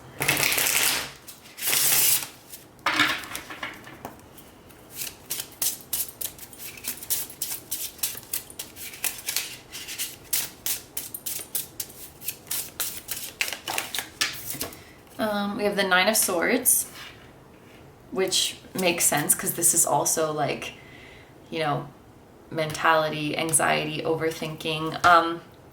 I know that this is a big challenge, but this is also your biggest transformation. So we definitely are going to recover from this energy. It makes sense. Your biggest challenge will lead to your biggest transformation. And then we have the Four of Wands. Oh, wow. Okay, yeah, that makes sense. I was gonna say, like, you guys could have Gemini placements or like air placements in general. Like Gemini moons are really tough. I say that because I have one. Or like air moons. Virgo moon, I feel like is a pretty tough one. You guys can let me know how you feel about your moon sign, but depending on your moon sign, dealing with your feelings, processing your thoughts can be quite challenging. Anyway, you have some anxiety or overthinking. Okay, that makes sense. Because, and again, I'm going to talk about, there's some union that is on the horizon for you guys. Like even looking at the image on this card, there's like a union with a divine counterpart or a union with your soul family. We even have the soul family card here, but we also have this wait message, right? It's not yet time. Things are being woven. And I think that for this group, I feel like just that patience is a challenge. That wait, this wait is a challenge. Because some of you guys, okay, for some of you guys, it's that as more time goes by, you feel less and less belief. Some of you guys maybe have been receiving messages about this union or these unions for a long time, right? And at first you're really, it's kind of like the excitement fades, right? At first when you get these messages, you're really, really excited about it, but as time goes by and it doesn't seem like much is happening and you keep getting these messages like union is coming, eventually even hearing that message could start to discourage you, or it could start to make you frustrated because you're like, you keep saying this, but I don't see it. And this is like spirit compassionately and gently like asking for patience. It's like it will all make sense when it comes together. It will all make sense. And I feel like that challenge, it's the challenge of being able to be patient and that time passing, not filling your head with doubt, you know, because we all have this kind of mean voice in our head, but there's this voice that's like, sure has been a while, hasn't it? You think maybe spirit's lying to you? You think maybe there's no union and they're just lying? like just for fun? You think they're not actually out there? Because I mean, it's been a while.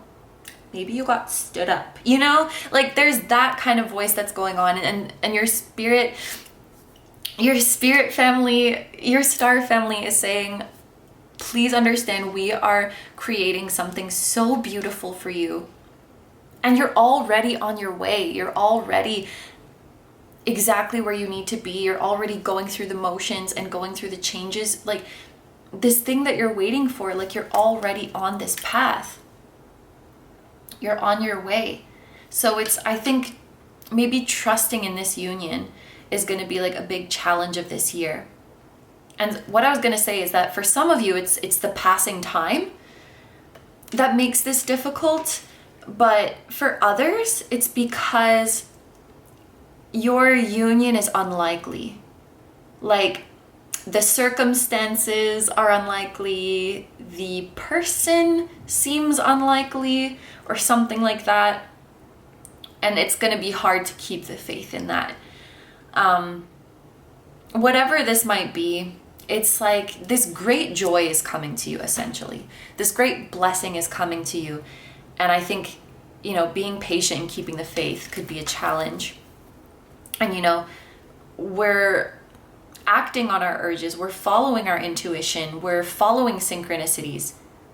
But that trail of synchronicities could be kind of long. So I think keeping the faith and keeping patience is the biggest challenge.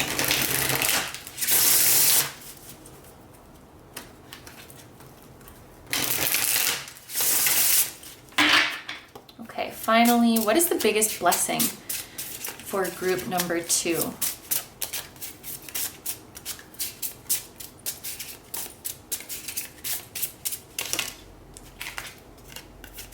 Judgment. Oh, wow, that's the same card that came out for group 1.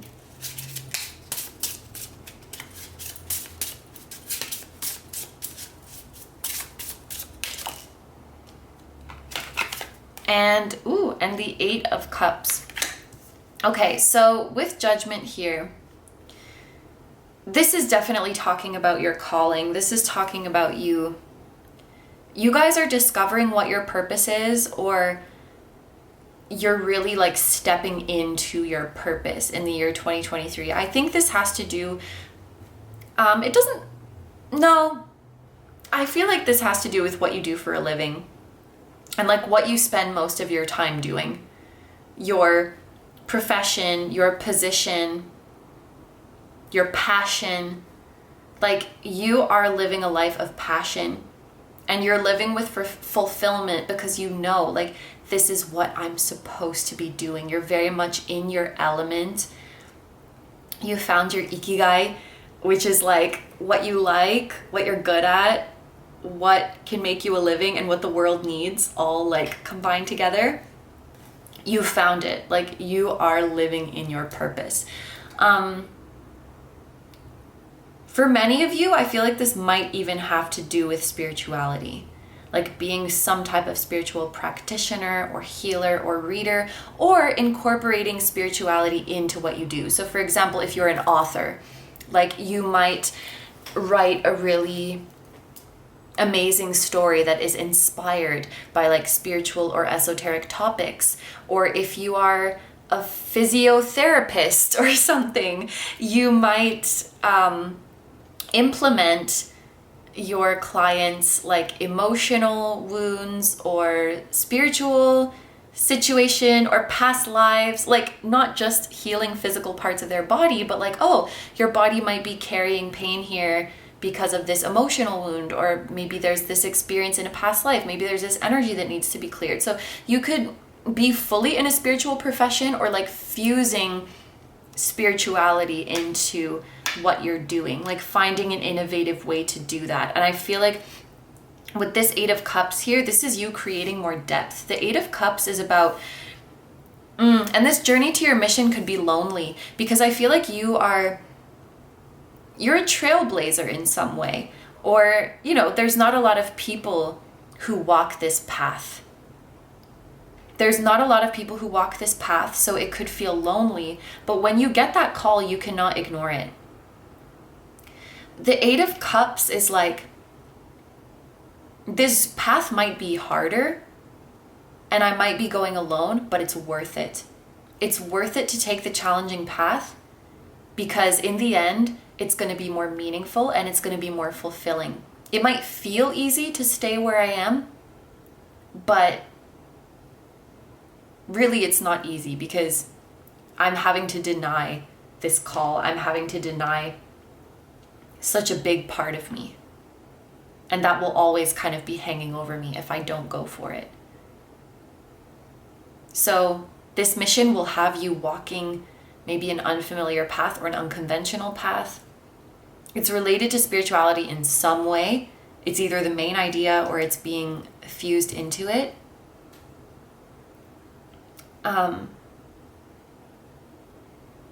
And also,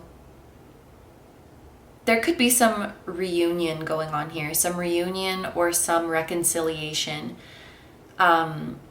Something, oh yeah, that makes sense. Like some of you guys have been in a separation and this separation is coming to an end. Because we spoke about like we were butting heads, we took some time apart for integration, you know, to work through our triggers, and we've matured a lot and we can make this work. So for some of you, this is like, and please feel free to claim both of these interpretations, but I do think for many of you, this is like a separation is coming to an end. You walked away from someone or someone walked away from you, but you've done a lot of growth and things are going to be different this time around. And again, it's like, it will all make sense in the end. Things that you had to experience, the things that you had to work through on your own, it will all make sense. Okay, so for your messages and advice from Spirit, I'm going to use this Spirit Cats Oracle deck, and we're going to take... Do I really need to drink water again? Jeez. It's usually group 4 that I'm really thirsty because it's like the last one, I feel. And I'm like, I've been talking a lot. If I'm filming all the groups in a day, I mean, but yeah, that's funny. Group 2 and I'm already thirsty. Okay. So let's get some Spirit Cats for group number 2 and see what advice Spirit has for them to make the best, yeah, or make the most of 2023. Imagination. Oh, let's look at the kitty first. Imagination. Meet Zed. He might not look like your ordinary house cat, but in fact, he is one. He doesn't come from outer space or from a far-off land. He lives just around the corner. He is the maker of his own kittyverse. He is constantly recreating himself to mirror the infinite possibilities of his imagination. Today, he is purple and green, but tomorrow he might be made of flowers, and the next day he might have stars for eyes. We are all in a constant state of becoming. We don't need to always stick with the familiar A, B, and C. Sometimes we can reach for Z. Oh, I love Zed. Look at him. That's so cool. I just, halfway through this, I was like, that's it. Like, you guys, I feel like you have such a beautiful connection, like, with your star origins and such a beautiful connection with the higher realms. And sometimes you might feel tempted to like go there to escape, to go there in your dreams, in your meditations, in your astral projections, in your daydreams, like while you're awake, or just, you know, always be escaping to the 5D, escaping to the higher selves of your star family, of your soulmate, of your soul family. But Zed is reminding you, the point is not to allow, well, I mean, your being can go there anytime you want, but the point is not to always just be moving yourself over there, but to stay grounded here on earth and bring that down to earth, to create that here on earth. All of the beauty that you remember from outer space, from a far off land, from the origins of your soul, you can create that here. I think many of you will do this through art. You'll do this through your acts of kindness and compassion. You'll do this through your creative ideas, through your profession. Bring that here on earth, like create your home on earth and home for so many others who are feeling lost here on earth. Another thing to make the most of this year is to not be afraid to reinvent yourself. So some days you might want to be purple and green. Some days you might want to be made of flowers. Some days you might want to have stars for eyes. It's okay. You are always free to change, whether that's like your physical appearance, your, I don't know, the way you talk, the way, what you post, whatever it is, you're always free to reinvent yourself.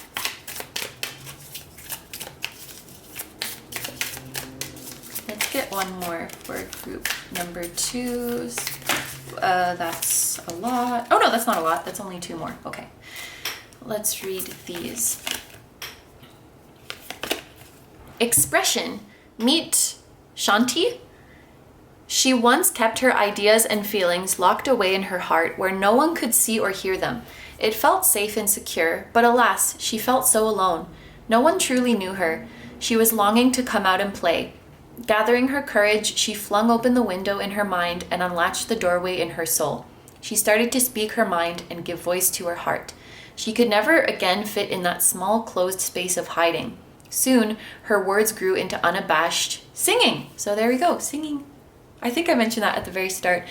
What song are you keeping captive? What song at long last can you unleash into the world? Wow. So to have the best 2023 possible, we need to start expressing, because we had like that blue flame was reminding me of the throat chakra. This is about expression. It's also about communication.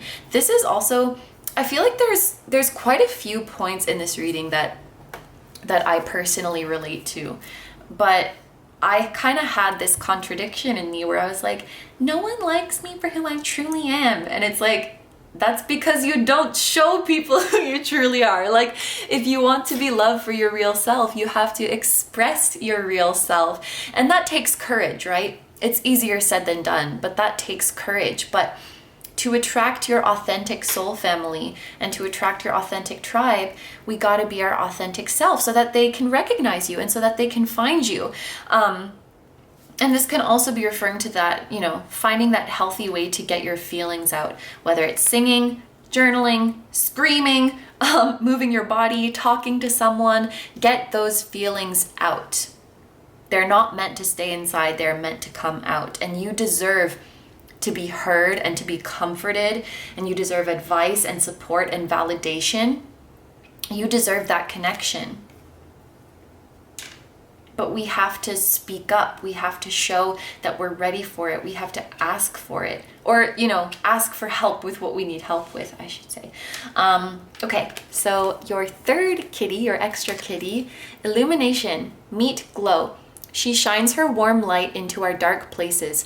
She illuminates our fears and our shadows, giving us the courage to face them, to unravel them, and to bring healing. This makes a lot of sense too.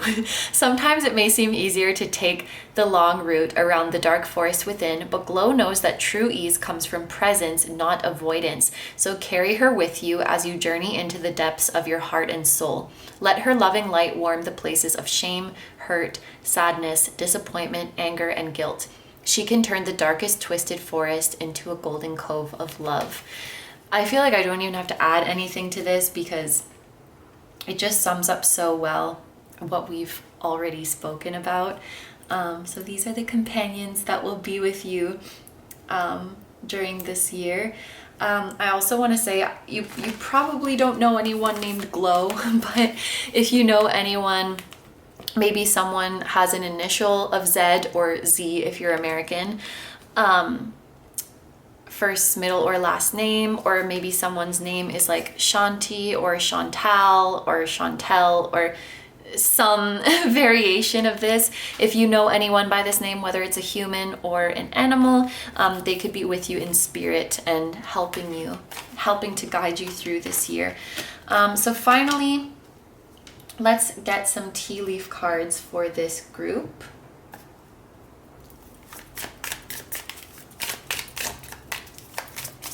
What else should group number 2 know about the year ahead? We have Bouquet, compliments from an admirer. Camel, persevere and you will overcome problems. I just saw 5115, which is another mirroring number.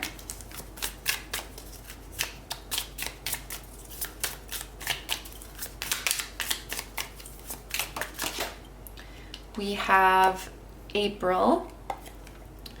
So that could be a significant month, or someone could be born in April. I'm just thinking like, and then, woo, 4-leaf clover, great good fortune. With this bouquet and camel, because I think they came out at the same time, right? I feel like your soul is craving praise and recognition and like compliments, and there's nothing wrong with that. I feel like we all need that. I feel like this is because camels, they walk through the desert. I'm thinking of dehydration, perseverance. I feel like you guys, it's like you're depriving yourself of some basic human need because you feel like it makes you weak, or your ego does, I should say. For example, me depriving myself of attention because I'm like, if you need attention, you're dumb, like you're weak, something like that.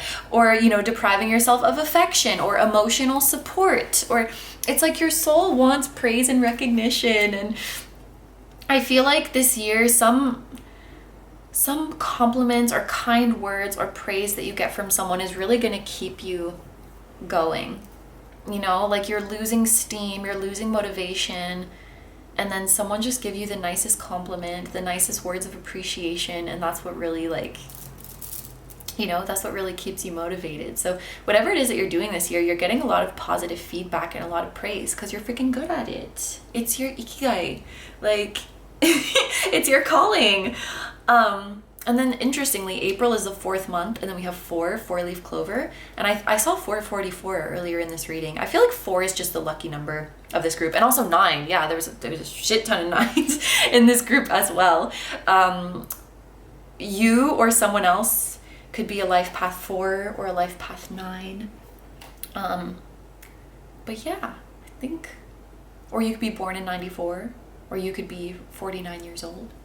Or I guess you could also be born in 49, but I don't know how many people born in 49 are watching my channel.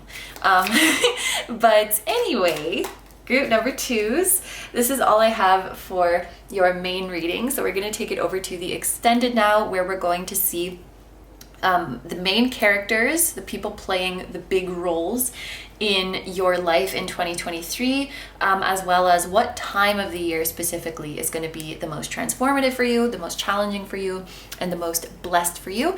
And then we're going to see a specific event coming in 2023 that would surprise the current you, that you don't really see coming. So if that interests you and you would like to join me over in the extended reading, that will be linked down below in the description as well as the pinned comment. However, if you're going to leave the reading here, I will say thank you so much for letting me do this reading for you. I hope you have a wonderful day or night whenever you're watching, and I wish you all the best. Please take good care of yourself, stay healthy. Don't forget to like, comment, and subscribe if you feel like doing that. And you can also follow me on Instagram. I post weekly readings as well as new moon and full moon readings. And I also have a music channel. The song that you guys heard at the very start of this video was an original song. So if you're interested in listening to the full version of that song or any of my other ones, that will be linked down below too. And my merch will also be linked down below. It's featuring the floating temple that represents this channel. So yeah, all that's down below. You guys know the drill. And I'm sending you guys so much love, to you, to your loved ones, your beautiful spiritual team who is supporting you every step of the way. Thank you so much for being here. I truly appreciate your support, and I will see you guys in the next one. Bye bye. Hi number 3s, so if you guys chose the Amblygonite and the Oracl of the Fairies, this is going to be your reading. So I want to start off by showing you guys the list of everything that's going to be covered in this reading. Part of this is so that I don't forget, but it's also like your table of contents so that you can know what we are getting into before jumping into this big boy of a reading. So we're going to start off, of course, with the main reading here on YouTube, and this is going to include the 3 main themes of your year, which take 3 with a grain of salt, because spirit will ultimately do whatever they want to do and will give you as many themes as they want to. The general energies of the year, the biggest changes, biggest challenges, and biggest blessings, and then finally messages and advice from spirit so that you can have the best 2023 possible. And then we're also going to do an extended reading, and there we're going to see the main characters of your 2023, other than you, of course, because you're the ultimate main character, but who's playing the most significant role in 2023, who are you spending the most time with, and then we're also going to see what time of the year will be the most transformative for you, what time of the year will be the most challenging, and what time of the year will be the most blessed for you. And then finally, we're going to look at a specific event of 2023 that would surprise the current you that you don't really see coming right now. So that extended reading is going to be linked down below in the description as well as in the pinned comment. And I also want to mention, if you guys enjoy the content on this channel, I also am posting frequently on Instagram, pick a card readings, so feel free to follow me over there as well. And if you guys like the intro song of this video, you can listen to the full version over on my music channel, and you can also get merch that features the floating temple in the intro, which represents this channel. So all of that is going to be linked down below for you guys, but without further ado, let's get into your reading. There's a couple things I want to mention for this group.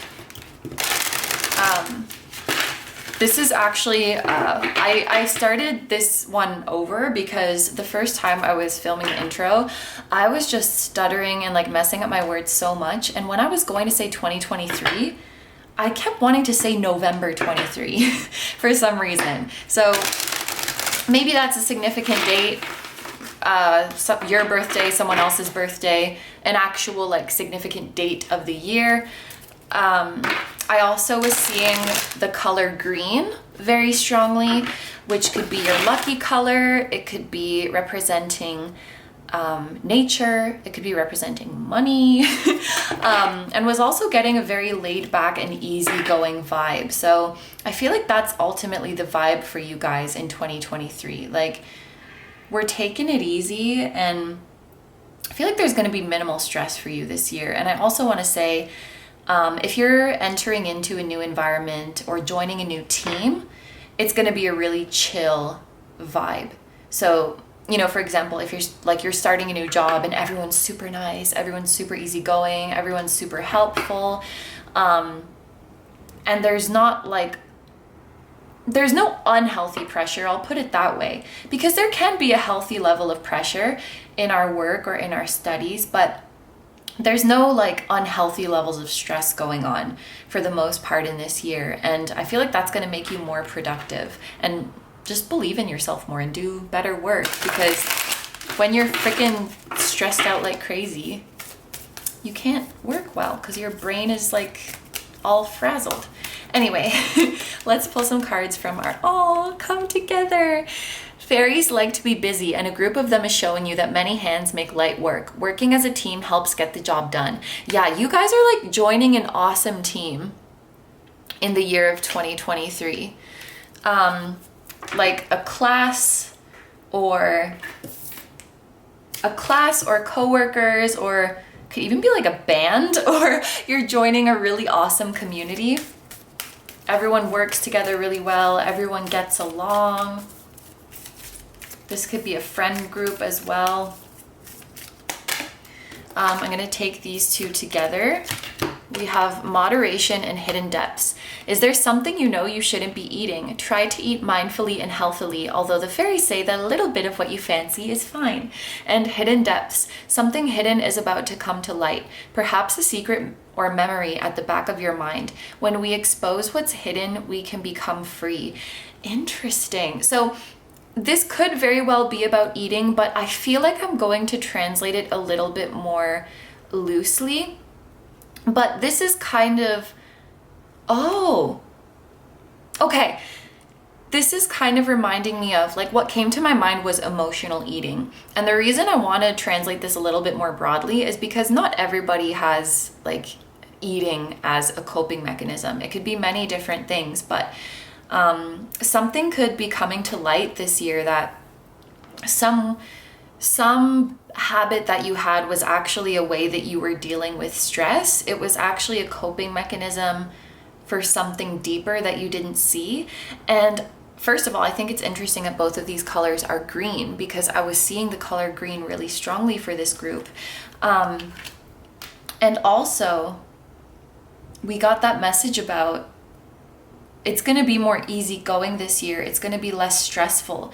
So this could be indicating, like, as your life becomes less stressful, you notice that, like, you stopped eating in a certain way, or you stopped a certain habit of yours, and you're like, wait a minute, was this like a coping mechanism for stress? This, just for one example, maybe like you drink at this point, and then in 2023 you realize that you're not really craving to drink anymore, and you're like, wait a minute, maybe like the reduction of my stress is in correlation with that, and I was actually doing this to like numb something within me or escape something within me. There might be stressors in your life right now that you actually don't realize just how much they're stressing you out. It's almost like you've become acclimatized to it, that when that thing goes away, you're like, oh, this is what it's like to feel normal? Like, it's like you're going from a baseline of stress to how you should feel, which is present, which is centered, which is at peace, which is calm. So this is going to be a really healthy year. And I feel like whoever's surrounding you this year has a really healthy influence on you. Your friend groups, your people you work with, coworkers, clients, classmates. And then, ooh, even more green. Protect your dreams. You are the guardian of your precious dreams, and they are safe in your care. Keep them close to your heart until you're ready to release them. This is a very specific message, but I just heard that if you are doing any sort of astral travel, you will be protected. And also, some of you guys are recovering from like nightmares or night terrors or sleep paralysis. Like in 2023, that's going to come to an end as well. That might have also been a result of stress for you guys. If you were having night terrors or nightmares, it's like something was stressing you out way more than you realized. It could even be a person in your life who was giving you way more stress than you realize. And you're like, you mean to tell me that I was like emotional eating or drinking or whatever this is because like my friend was stressing me out so much, or like my mom was stressing me out so much, or whatever it might be. It's this feeling of like something was really taking a toll on you, but you became so accustomed to it that you didn't even realize it. But yeah, it's like your dreams, even in the astral, like things are becoming so much more peaceful and so much more laid back, and your guides want you to know that you are very much protected there. And also that whatever you see in your dreams that lights up your heart, you can bring it down to earth. In fact, dreams that you're having right now, whenever you're watching this, that's things that you have the potential to manifest this year. So I want to take some clarifiers from my little homemade deck. Ooh, so we have news to clarify the come together card. So whatever this new team is or this new group is, you're going to be getting news about it very soon. Maybe some of you guys have already submitted an application and you're getting the good news soon. Ooh, we have healing. That makes a lot of sense with this hidden depths. I feel like I don't need to explain that much. Malachite could be a really helpful stone for you guys. This is a great stone for healing. It's a great stone to feel comfortable in your physical environment. And to clarify it, protect your dreams, we have dreams. So yeah, I don't really need to say much with these clarifiers. I will mention at the bottom of the deck we have nostalgia. So you could be getting into like really nostalgic music this year, or maybe you're visiting your hometown or visiting somewhere that's very nostalgic for you. It could even be that new people and places give you nostalgia because your soul remembers them, but kind of a random message. Some of you guys in 2023, I got the message that you're gonna finally, so this is for those of you who have been waiting, You're gonna finally be able to see your favorite artist live, and maybe even possibly like do a meet and greet with them or something like that. So that's exciting. So let's move on now to these oracle cards. We're gonna look at some more general energies of the year. We have heart chakra, and there's that green color again. And we have the number 22, which reduces to 4. We have 4 again, 4th house with roots. 4 again. This says the elder of Lemuria.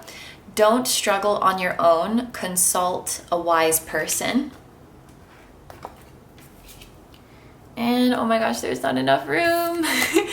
And then we have emotion, which is, oh my God, this is also a number 4 and is green again, like cucumbers. Oh my gosh. So like this can very well be talking about the 4th chakra, which is the heart chakra, which is green. There's a big focus on healing your heart. There's a big focus on joy coming to your heart in 2023. Again, you're having an amazing group around you. This can very well be an indication of a divine partnership as well with this number 22 here. Someone who is connected to you in your heart space. It's like you feel this strong connection to someone, whether you know who they are or not, but maybe you haven't really told a lot of people about it. You're keeping it sacred, you're keeping it to yourself. With the 4th house here in roots, there could definitely be like a hometown visit that we're doing here, or you guys could be going to the place where your family has roots. So for example, if you are an Italian American, then this could be you visiting Italy, maybe visiting family there. If you have them, you know, going back to the motherland, so to speak, going back to your roots. It's also interesting that we have this elder message, like don't struggle on your own, get advice from a wise person. These cards together, it's making me think of family. Like an older relative could be bestowing a lot of wisdom on you guys this year. You might be getting very close to, or much closer to, a parent, to a grandparent, or hearing stories from them. So for example, even if, let's say for example, your great-grandparents have passed on to the other side, or your grandparents, you could be, you know, sitting down with like your father, for example, and hearing a lot of stories about your grandparents and your great-grandparents. If your grandparents are still around, maybe this is an encouragement to like sit down with them and ask them about their life and about their stories, because they could have a lot of wisdom to share with you. I think Spirit's encouraging you to spend more time with your family, but like, you know, ask them about where they came from, or you know, what their life was like, and get to know more about your past and your origins. I feel like that's going to help you a lot to learn about yourself. And I'm hearing like you're more similar than you think. Even though society has advanced so quickly and the world might look very different, you might find that your energies are quite similar. The experiences, like emotionally, that you've been through are quite similar. We're like connecting to our roots, connecting to our heritage. I'm just thinking, you know, new people and places can be nostalgic as well. You might find a place that you're really called to in 2023, even if you've never been there before. This is going to be a year where I'm hearing emotional release. When we release this stress, there could be an intense release of emotions with that as well. I was just thinking of the water content of cucumbers, and this is kind of a weird jump, but the water content of cucumbers made me think of tears and like letting yourself cry and letting yourself have that emotional release. You guys could also be like releasing things on behalf of your family, on behalf of your ancestors, like connecting to your ancestors and shedding tears for them and sort of freeing them from that heavy energy and breaking a cycle. I think you're more sensitive in 2023, which if you already are sensitive, buckle up because it's going to be a quite sentimental and sensitive year for you, I think. Wow, I cannot believe all of the number 4s and all of the color greens, and I'm kind of like surprised at myself that I saw the color green so vividly. That's kind of cool. Okay, so let's get into our tarot deck now. This is not, yes, this is the one that we're using. There's a different tarot deck for the extended reading, but this is the one that we're gonna use here. So now we're gonna see the biggest transformation, the biggest challenge, and the biggest blessing of 2023.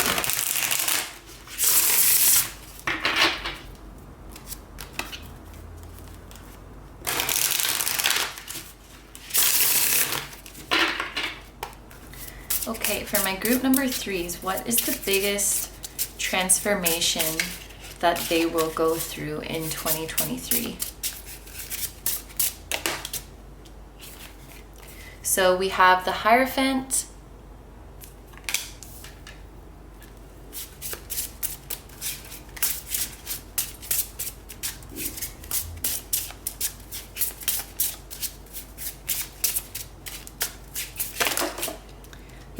the Lovers, and the 6 of Wands. Okay, so I'm gonna start with the Hierophant, and there's many ways that I can interpret this, so please feel free to claim one or several or all of them. But actually, very quickly, I want to mention that we have Taurus and Gemini energy here. So there could be a Taurus or a Gemini person or multiple people who are going to be significant for you this year, or like Taurus and Gemini season. But with this Hierophant here, for one, some of you guys could be making major changes with regards to your education, like a very radical change, going in a completely different direction with your studies, changing your major, changing schools, even like changing the country that you study in, or even going back to school if you're already out of school. I also think for some of you, well, you're definitely transforming a lot inwardly. And I feel like with the Hierophant here, this could be your sign for some of you who are considering it right now to go to therapy. The Hierophant does make me think of like therapy and therapists because it has that like counselor, teacher. It's an energy that helps us to like see our inner truth, to align with our higher self. If you guys have been considering going to therapy, that could be a very, very transformative experience for you. If you already are in therapy, you could be having a lot of breakthroughs in 2023.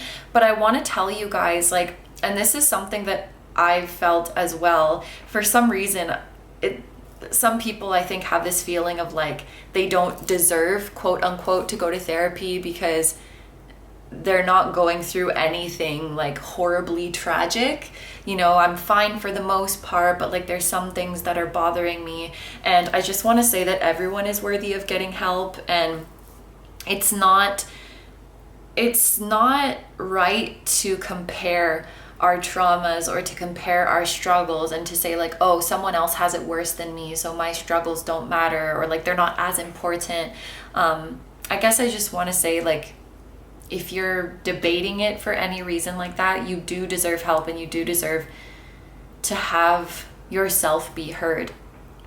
Another thing with the Hierophant is that you could be really significantly changing your long-term plans, or like, you know, your vision for where you see yourself 5 years down the road, 10 years down the road. You thought you wanted one thing, but you're kind of changing your mind. I guess that sort of goes hand in hand with like changing your studies. For others of you, it's so funny. Like when the Hierophant came out, I was like, could this be about marriage for some people? Because we do have a lot of messages surrounding the heart and family and 22, like, you know, the number of unions and partnerships and love. I'm like, could this be about marriage? Because sometimes it does make me think about marriage. And then the Lovers came out. So some of you guys are getting married, or you are getting engaged, or you're getting together with the person whom you will eventually marry. With the Lovers and the 6 of Wands here, some of you guys are like meeting your idols in 2023, or like you're meeting someone that you really look up to. Because there was that message of like a meet and greet, or like going to see your favorite artist, and maybe that's a little bit more relevant than I thought. But you're getting to meet someone that you look up to and see yourself in them. I feel like a big transformation for you guys is when you realize that the people you look up to, or the people you put on a pedestal, like you're not really that different, and you have all of the same talents, and you have all of the same amazing traits. Something about you is going to make you realize that. It could be meeting them. It could be just, seeing a more raw, unfiltered, vulnerable side to the people that you look up to. And this doesn't have to be a famous person or an artist, by the way. It could literally be like, oh my gosh, my coworker Melissa is like so amazing.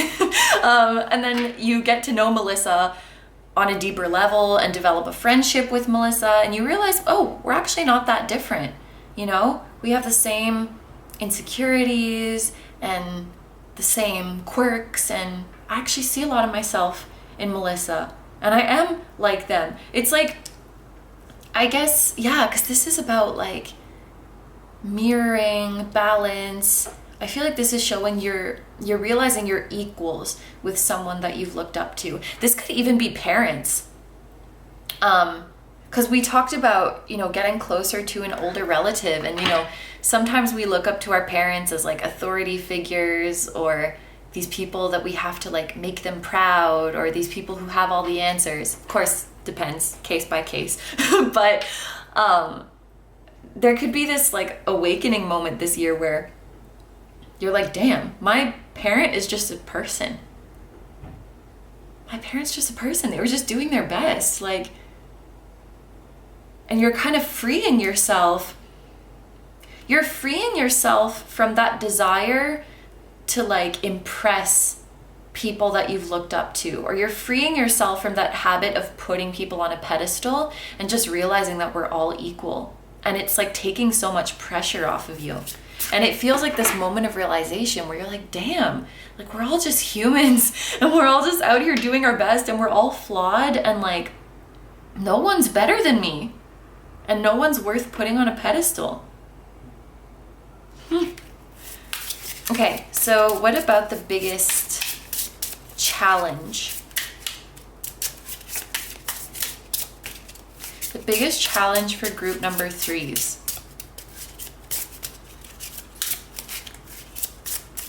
Spirit saying this is hard.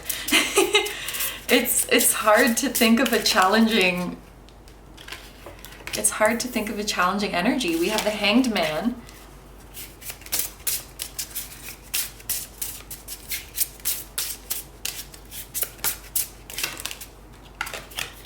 And the Star. Yeah. Like honestly, there's nothing that like majorly challenging for you guys, because this feels like a year of release and relief and having realizations that free you. I feel like if anything, this year might have been super challenging for you guys, and we're seeing things getting easier. We have Pisces and Aquarius energy here now, so Pisces and Aquarius people could be significant, or Pisces and Aquarius season. But with the Hanged Man, one thing that might be challenging, when this came out, I thought, okay, something's taking time, and that's kind of challenging. It's taking a long time to get to a certain goal. And then when I look at the visual of this card, this is a little fish in a big pond. So there's a feeling of you guys being in a new group, being on a new team, being on a new path, and you're kind of in a new environment that feels overwhelming. And I think it's taking you some time to get the hang of it. So that could be, that could be hard if you're one of those people who gets discouraged if you try something and you're not good at it right away. And you're like, oh, I suck. I'm never going to be good at this. Like, it's going to take, oh, I just realized the Hanged Man. It's going to take time for you to get the hang of something this year. And especially if you have made such a radical change in your path, if you're not good at the new path right away, it could be kind of scary, right? Because you're like, oh shit, did I make a mistake? So this is saying just hang in there. I'm sorry about all the puns. Just hang in there. You will get the hang of it. If you guys haven't seen this video before, please, after you're done watching this reading, or literally, I don't care, close this tab and just watch it now, because this kid's vibration is like 9 million. If you search thumbs up for rock and roll, it's like this little boy. It's a video on YouTube. It's this little boy, and he just learned how to ride a bike, and he gives this motivational speech for all the kids who are learning how to ride their bikes. And he's like, you will get the hang of it, I know it. And if you don't, you will keep practicing. You will keep getting better as you do it. And he's just like, he's so inspirational, and he's so cute, and this is what Spirit is saying to you, like, you will get the hang of it, I know it. There's a period where you're learning something and you're not good at it right away and you're getting frustrated. This could have to do with like exploring higher realms as well. The first thing I was thinking of was like something at school, something at work, you know, getting the hang of a new skill is going to take some time. But I just realized with this Piscean energy and this star energy, it could be like getting the hang of meditation, which I have yet to do. Getting the hang of meditation, getting the hang of lucid dreaming, getting the hang of astral travel. Like, it's not working for the first while, or, you know, for the first few months, and you're like, damn it, like, am I never gonna get the hang of this? But you will. So it's just, the challenge is like, just keep persevering and keep believing in yourself.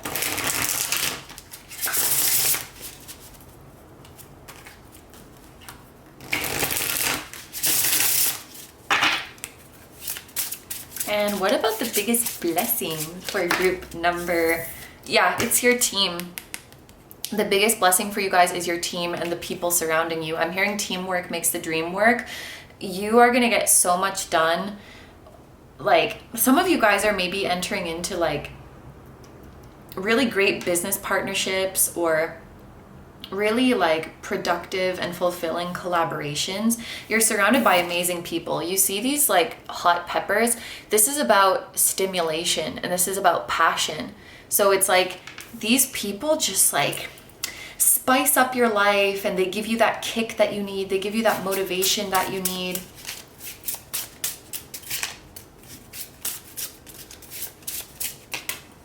And, ooh, and the Page of Wands, exactly. Inspiration, passion, creativity.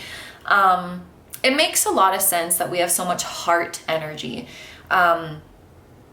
Your relationships are just going to be so amazing this year. The people in your life are going to be so amazing. I think you're going to be surrounded by very talented people, very big-minded, open-minded people, you know, like with big dreams and big ideas. Adventurous people who believe that anything is possible, and you're just very compatible. Like, you work together very well, and you get more done, and work feels more exciting, or the creative process feels more exciting. Yeah, it's your relationships, but more specifically, there's a feeling of team, like an amazing team, a dream team. That's wonderful. So, oh yeah, and at the bottom of the deck, there's the Ace of Wands. So definitely you're doing creative stuff with this team. So, wow, there's a lot of extra cards for my group number 3s. The next thing that we're gonna do is get some messages and advice from Spirit. And to do that, I'm going to use the Spirit Cat deck. This deck is so cute. We're gonna get a couple of cards from here to see what Spirit wants you to know in order to make the most of your 2023. And I'm gonna get 2 of these. Okay, so to start off, we have, Night Magic. Meet Vespertine No Sleep for the Wild. That is a very long name. She is a swirl of creativity and nighttime escapades. She is pure nocturnal playfulness and mystery. Going out at night is not only for the young, night magic is for everyone. Explore the night, go out dancing or walk under the stars. Gather with your friends and talk into the wee hours. Sing and play music under the moonlight. Stay up to watch a meteor shower or a lunar eclipse. See the sunrise while the world sleeps. Watch your perspective expand and shift. You have more energy than you believe. So one thing that's coming to my mind with this card is sleep schedule. I think you guys are going to be settling into a sleep schedule that really works for you. And you will have a lifestyle such that you can sleep and wake up when you want. And I guess the advice for you is to honor the natural cues and the natural energy flow of your body. I think we have this stereotype, is not the right word. We have this notion that if you're a super productive and successful person, you wake up at 5 in the morning and then you work out and meditate and take 5,000 supplements, and then you go to bed early so you can wake up at 5 a.m. again. But you might find that you're most active or most creative at like 2 in the morning, 3 in the morning, like whatever. And I think you shouldn't feel guilty about that. If you've tried doing the whole go to bed early, wake up early thing and it hasn't worked for you, that's okay. Like, everybody's different. I think this is about honoring the cues of your body. So like, sleep when you're tired, wake up when you're rested. And I know that sounds so simple, but I think a lot of us don't honor that or can't honor that, either because we feel guilty, we feel like it should be a different way if we're a true successful and productive person, or we have responsibilities and we have a schedule that doesn't allow for that. But I think Spirit is allowing for that this year and wants you to explore like the natural energy cues of your body. And with this card, I'm sort of getting the feeling that you guys could be more of a night owl than you realize, or like more productive, more creative, more adventurous in the nighttime. Some of you guys might want to like explore nightlife or get back into nightlife this year, even if you have some notion of like, oh, I'm not that kind of person, that's not my thing, or like I'm too old, or whatever like notions you have. I think Spirit's saying don't decide those things so rigidly, and like live a little and have a bit of adventure. You might, if you receive an invitation from your team to go out somewhere late at night, go on that adventure. Night seems very magical for you guys. I think there's also a lot of magic going on in your dreams as well. And then we have trust. Meet Safi. Trust begins as an agreement she makes with the flame in her heart. Oh, she agrees to let it guide her even when it beckons her deep into the night forest of the unknown. When she trusts, the darkness is illuminated and the forest sparkles with her heart light. She may not know exactly where the path leads, but she trusts the enchantment of a journey born of intuition. What you truly seek awaits you. Trust yourself. Step into the forest and begin your wild quest towards the longings of your soul. So, and I just literally looked up when I finished reading this, and I see 33, 34 on the camera timer, which is the numbers of the Emperor and the Empress, or no, the Empress and the Emperor. For some of you, this definitely could be talking about a connection or like a counterpart. To validate your emotions and to follow where your emotions are leading you with regards to significant connections. But this is definitely a general energy.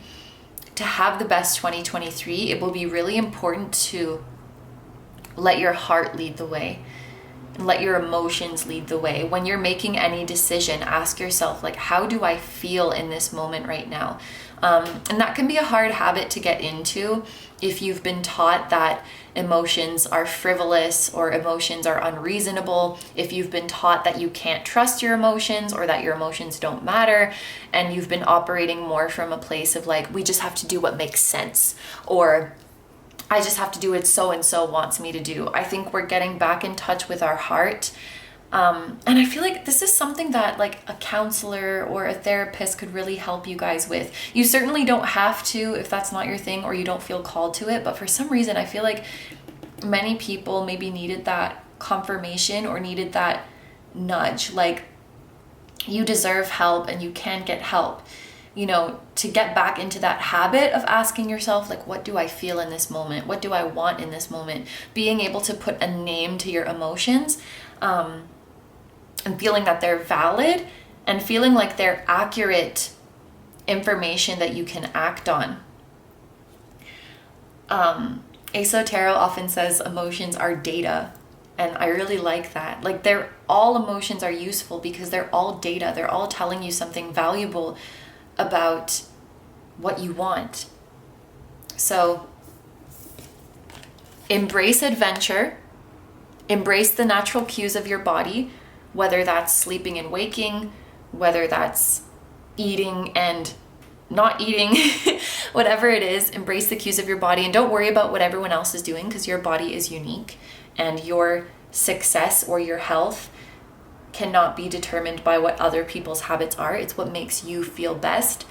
And lead with your heart and lead with your intuition. And that is the advice from Spirit, so that you guys can have the best 2023 possible. I also want to mention, because I have been mentioning this for other groups, if you know anyone by these names or similar names, they could be watching over you at this time. So like, you know, Safi, for example, it could also be like Sophie, Sophia, Savannah, names in other languages that I don't know that are similar to this. I'm not sure that anyone has an acquaintance called Vespertine No Sleep for the Wild, but maybe something that sounds like Vespertine or is a similar name. Those could be beings that are watching over you or that are protecting you this year, because these are your spirit cats. Okay, so the last deck that we're going to use for this reading is the tea leaf cards. So let's get you some messages from here.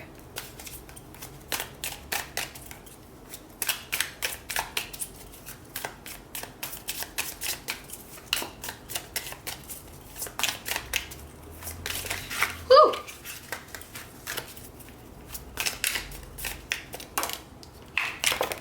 Fan, romance, celebration, party. Doesn't this sound like a wedding? Some of you guys are getting married or like engaged, or you're meeting someone at a wedding. Also, like fan, party. There's a feeling like you're meeting someone that you're a fan of. We also have throne, position of authority. So you're moving into a higher position. Maybe, you know, in this new position, you feel like this little fish in a big pond. You can't get used to this new throne or get used to this new position, and Spirit's asking you to hang in there. We also have dark man, dealings or relationship with a man with dark complexion or hair.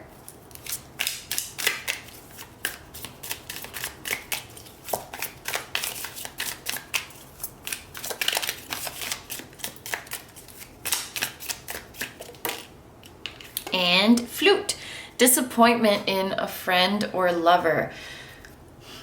Why do I feel like these could go together? Disappointment in a dark man. Dealings or relationship with a man with dark complexion or hair. And this came out right after it. It could also be someone in authority that you're disappointed with. Whether that's like a boss, a teacher, parent. I'm hearing also it's like some of you might deal with feelings of disappointment in yourself because you might have given someone too much power over you, or like given too much importance to their opinion, or letting them live in your head rent free for too long. This could definitely be someone from the past, by the way, because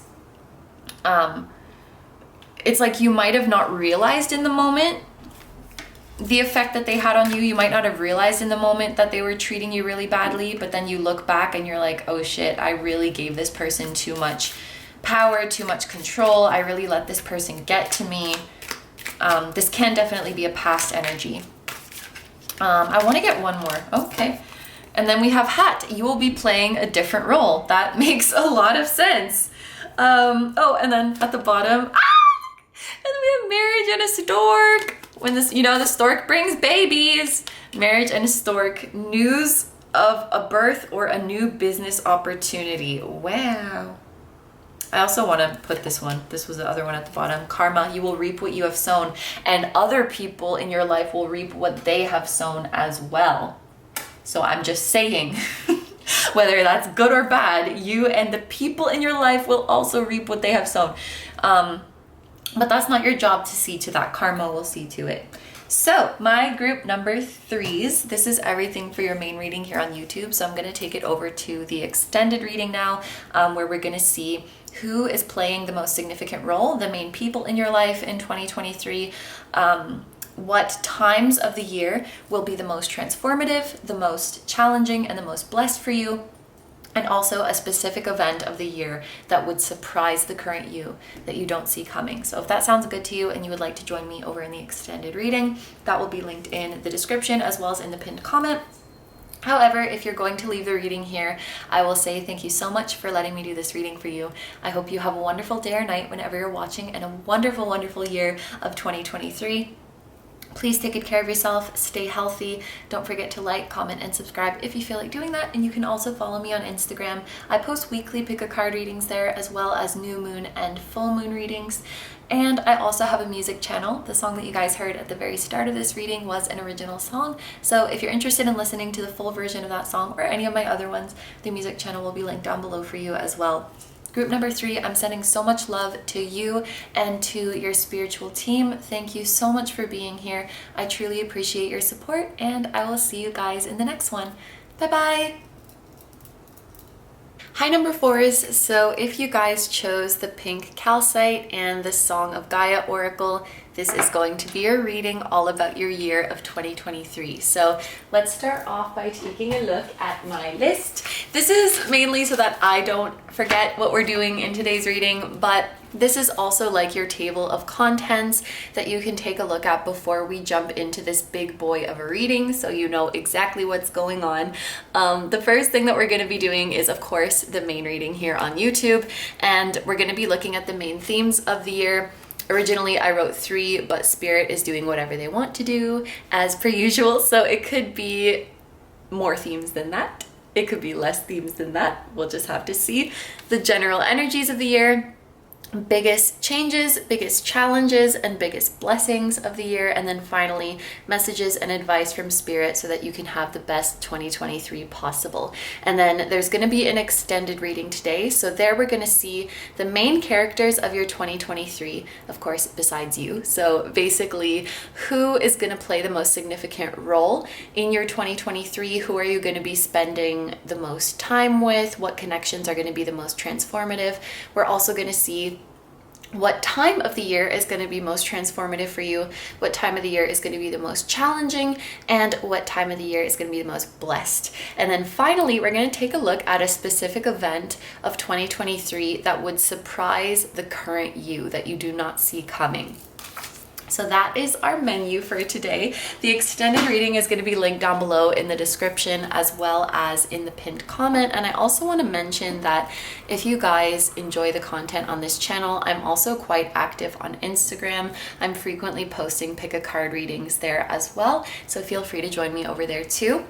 And if you like the intro of this video, the song with the floating temple, you can listen to the full version of that song on my music channel, and you can also get merch that features the floating temple imagery on my website. So all of that's going to be linked down below, but without further ado, let's get into your reading. So to start off with those main themes, which could be 3 or could be some other number, we're going to use this deck that you guys chose, the Song of Gaia Oracle. This is a beautiful oracle deck that was actually gifted to me by the creator, and I'm just so in love with it.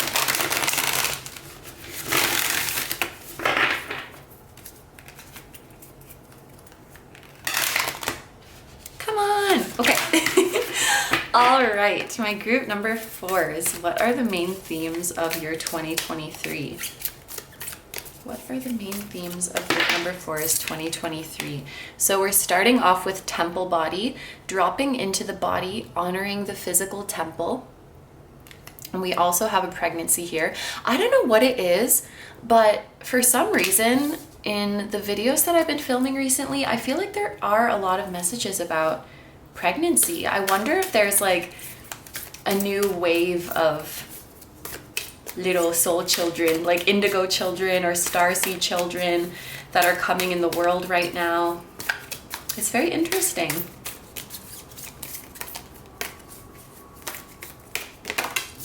Okay, we also have dolphin. That's a nice theme for the year.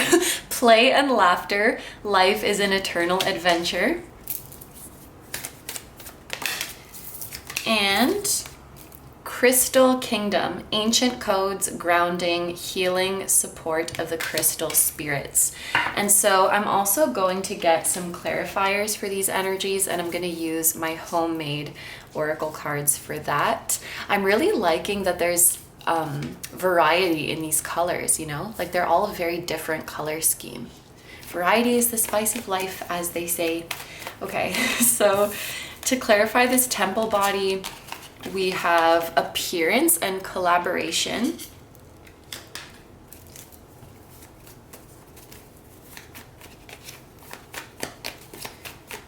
To clarify this dolphin card, we have loved ones. And to clarify Crystal Kingdom, woo, that's a lot. That's a lot.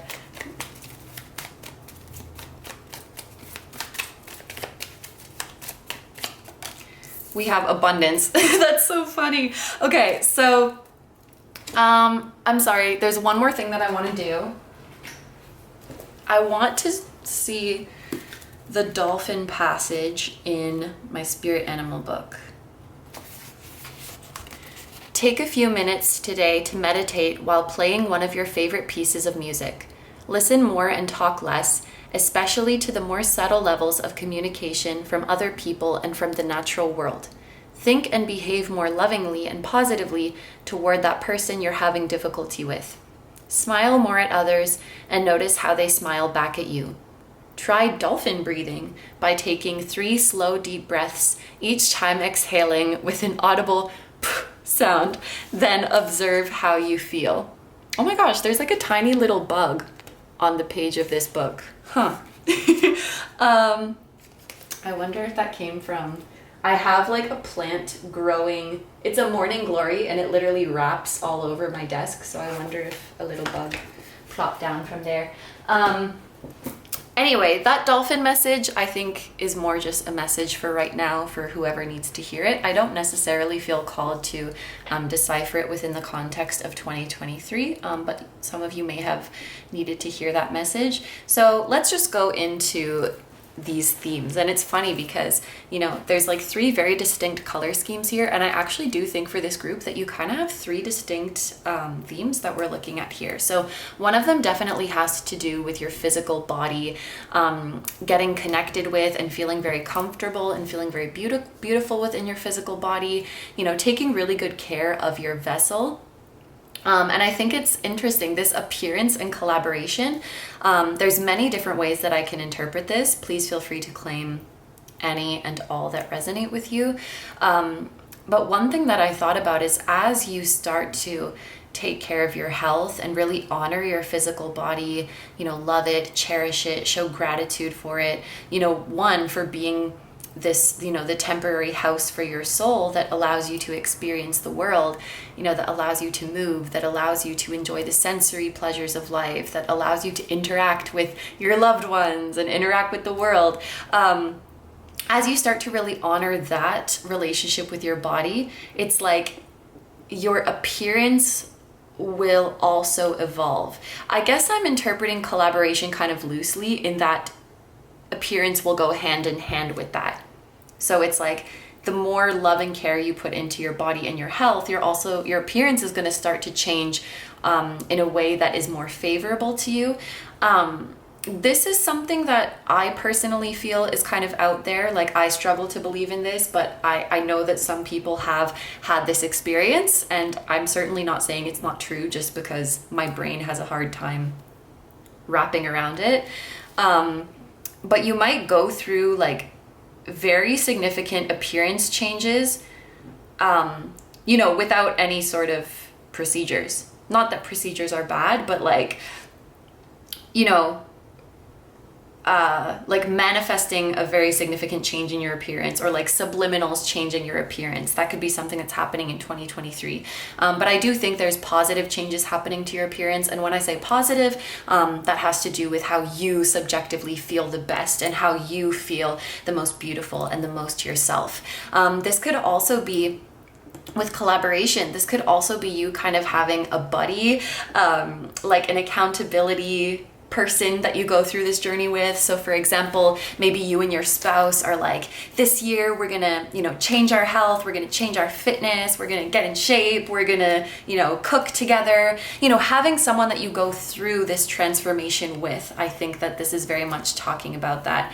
And then, man, there was another one, but I can't remember it right now. And that happens sometimes, but if it is relevant and if it's a message that is actually meant for you, it will definitely come back. Appearance and collaboration. Yeah, it's not coming right now, but maybe the message was not for you guys. If it comes back, I'll let you know, because it will be for you. But let's move on to the dolphin now. Play and laughter, life is an eternal adventure, and we have loved ones. The imagery of this card really reminds me of a vacation, you know, like traveling to a beautiful destination, perhaps going to the beach, or just, you know, taking a holiday, going somewhere you've never been before and exploring the area, seeing new sights, trying new foods. You could be, you could be doing, going on some kind of trip that requires like physical activity. So maybe you're like backpacking, maybe you are hiking, maybe you're kayaking, or like learning how to surf, or what's the other one? What's the one where you're like standing on the surfboard looking thing and there's a sail? Is that wakeboarding? I don't know. Some kind of activity that requires, physical movement. But I feel like an adventurous holiday, an adventurous vacation that you're going on, and having fun with your loved ones. And it's sort of like to a dream destination, a beautiful destination. But yeah, having fun with your loved ones is definitely going to be a theme. I see you having more get-togethers, like having more dinners with your loved ones, which of course could be interpreted in so many ways, but like it could be, your family's getting together more often. It could be that, we're getting to take holidays off, like, everyone's together for Christmas, everyone's together for Thanksgiving, or for any holiday that you celebrate in your culture. Or like your spouse or you are coming home earlier so you can have more dinners together. There's this feeling of like gathering around a table and bonding over food and like laughing. Maybe we're playing board games. We're sharing our gratitude. There's like a very wholesome, like having fun with your family and having fun with your loved ones kind of energy that is going on. There's also a message of like grandchildren. So I know not everyone watching this has grandchildren, but you could be like having a grandchild, getting to meet your grandchild, or getting to spend a lot of time with them, which is going to be really just such a joy for you. But yeah, it's like merrymaking kind of energy. Get-togethers, merrymaking, sharing food, sharing games. And then over here with Crystal Kingdom and Abundance, it's so funny because when I saw this card, I really felt called to take it quite literally, that you could be really getting into crystals in the year 2023. Like, starting or expanding on a crystal collection, or getting really into like researching the meaning of different crystals. And when I was shuffling this deck, I was hearing in my mind, there's a crystal for everything. There's a crystal for everything in the book. The same way there was that saying, like there's an app for that. I don't remember where that came from, but I feel like people used to say it a long time ago. Like there's a crystal for that. Whatever it is that you're trying to amplify in your life, or that you're, any issues that you're dealing with, there is a crystal for that. There's a plethora of crystals. And then when I was shuffling, we had that like explosion of a bunch of cards fell out.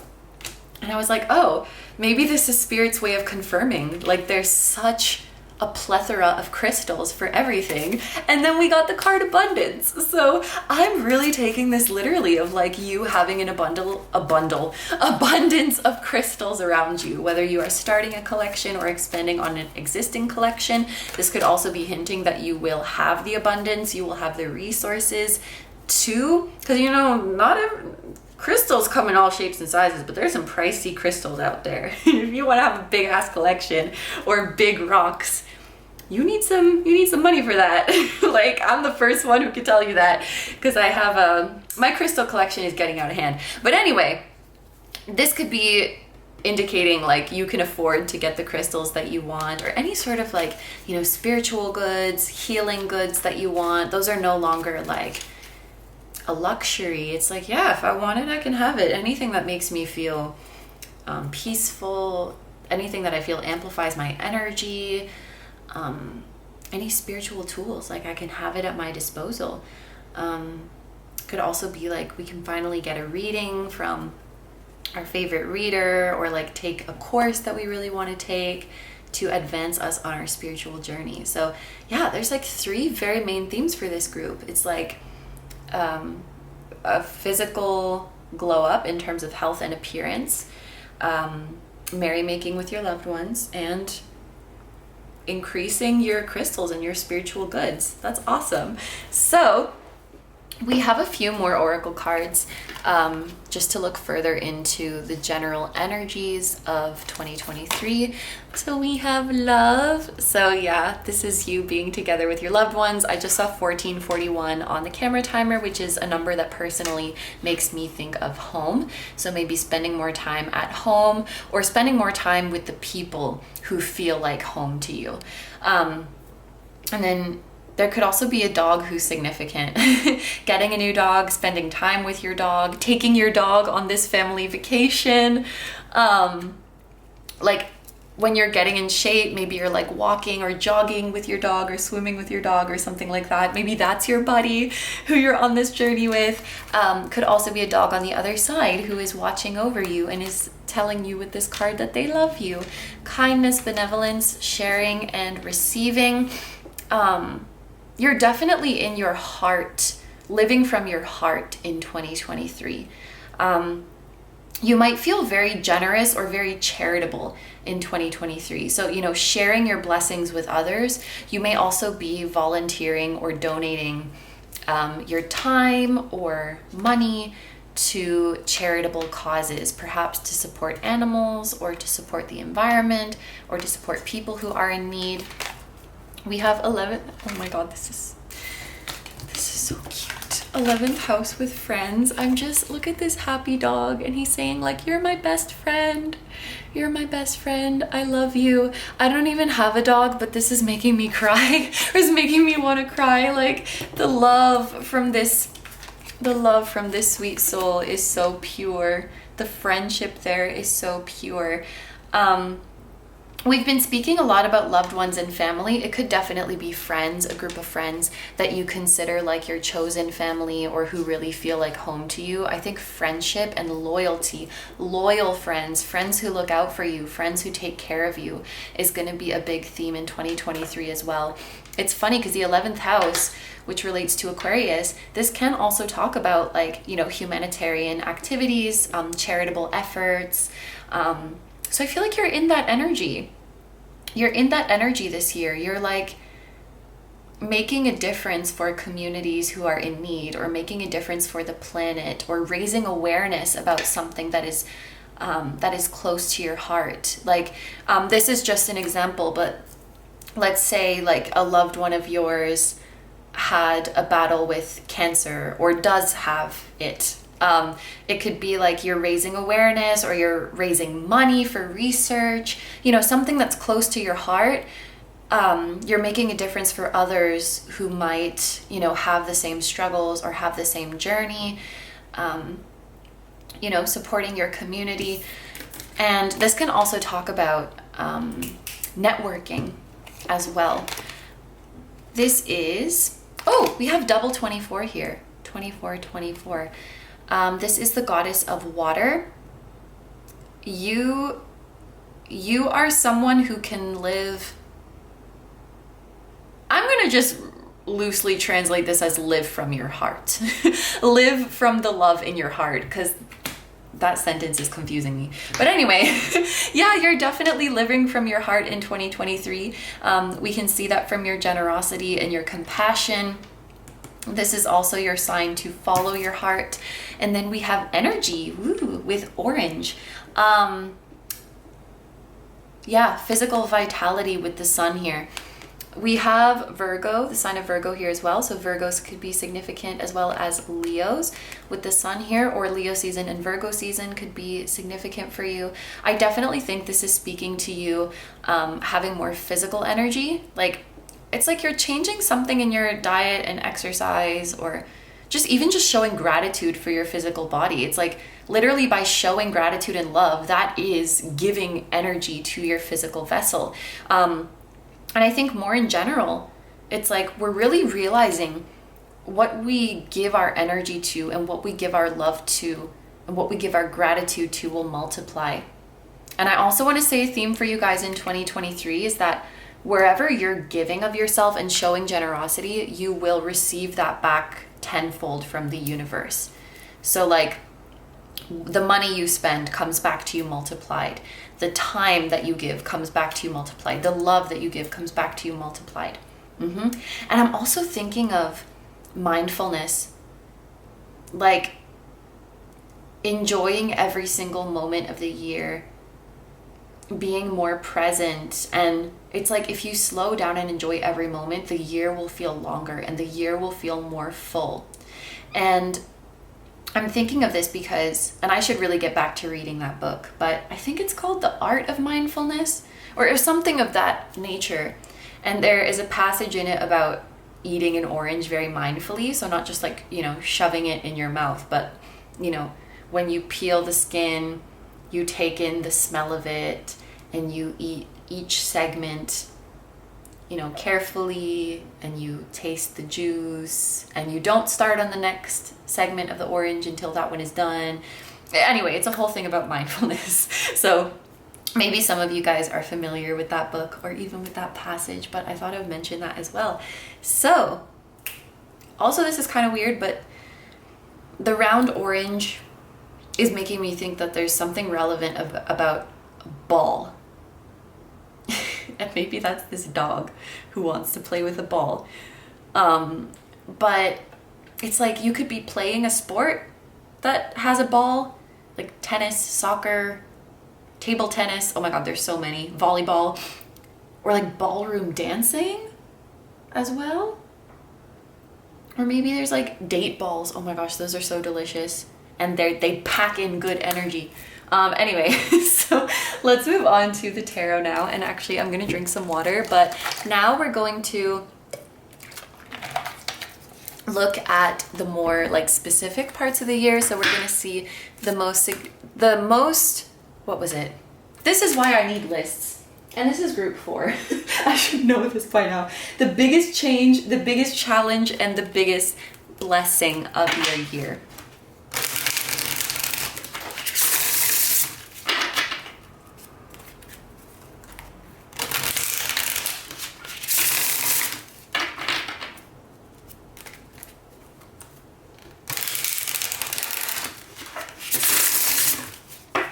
Okay, so my group number 4 is, what is the biggest change, the biggest transformation in your 2023?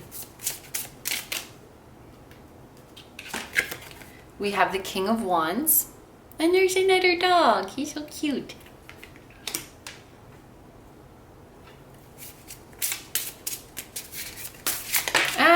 Okay, let's take those together. The Knight of Cups and Death, and we have the same Phoenix appearing, which that's kind of literal to come out when we're talking about the biggest transformation of the year, because Death literally does talk about transformation, and a phoenix rising from the ashes.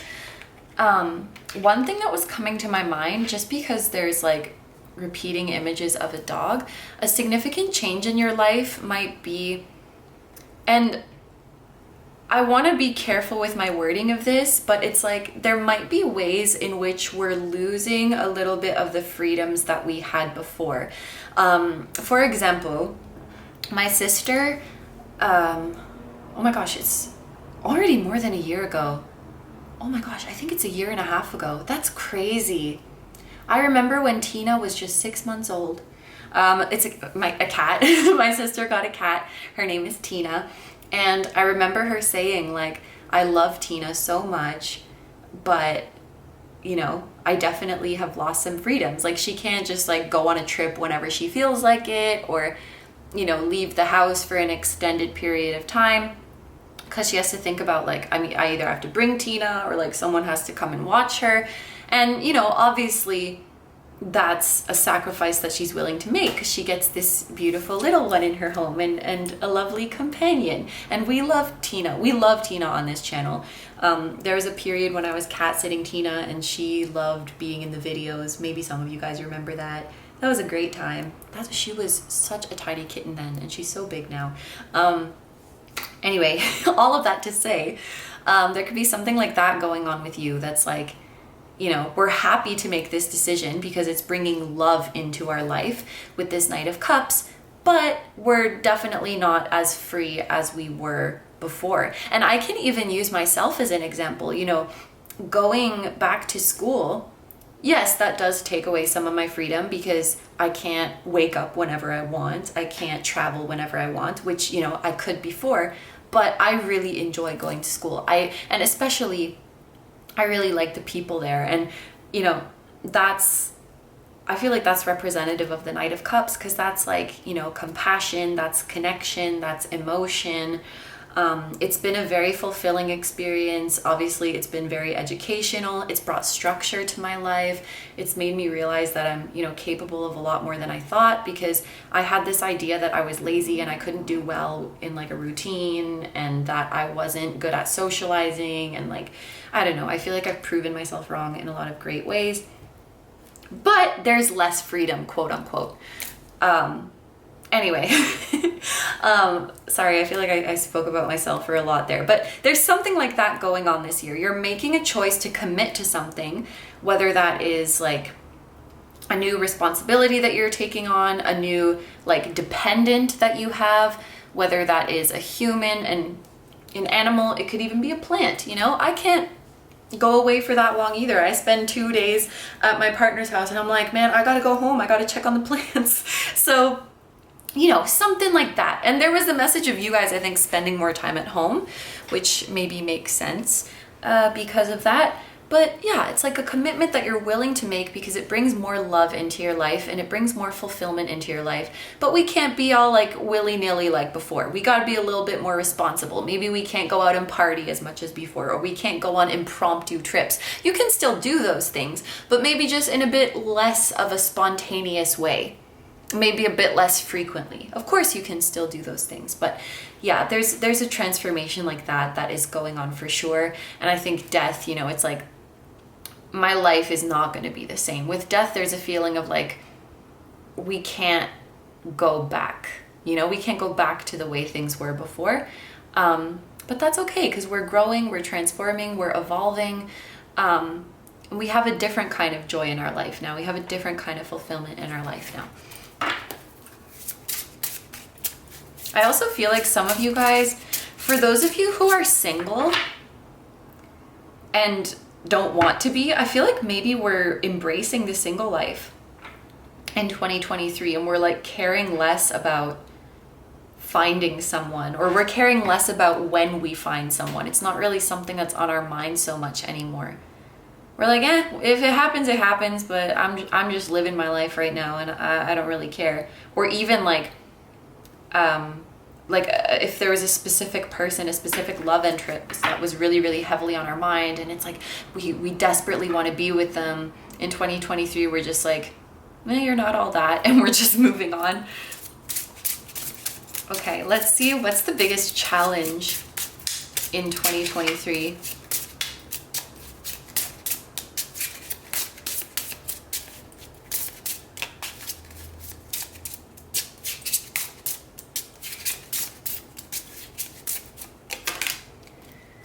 I will say it's a good sign that took so long, because that was something that happened in group 3 as well. The Spirit's thinking, they're like, shit, what is the challenge? Like, so this means that the challenge is going to be pretty minor.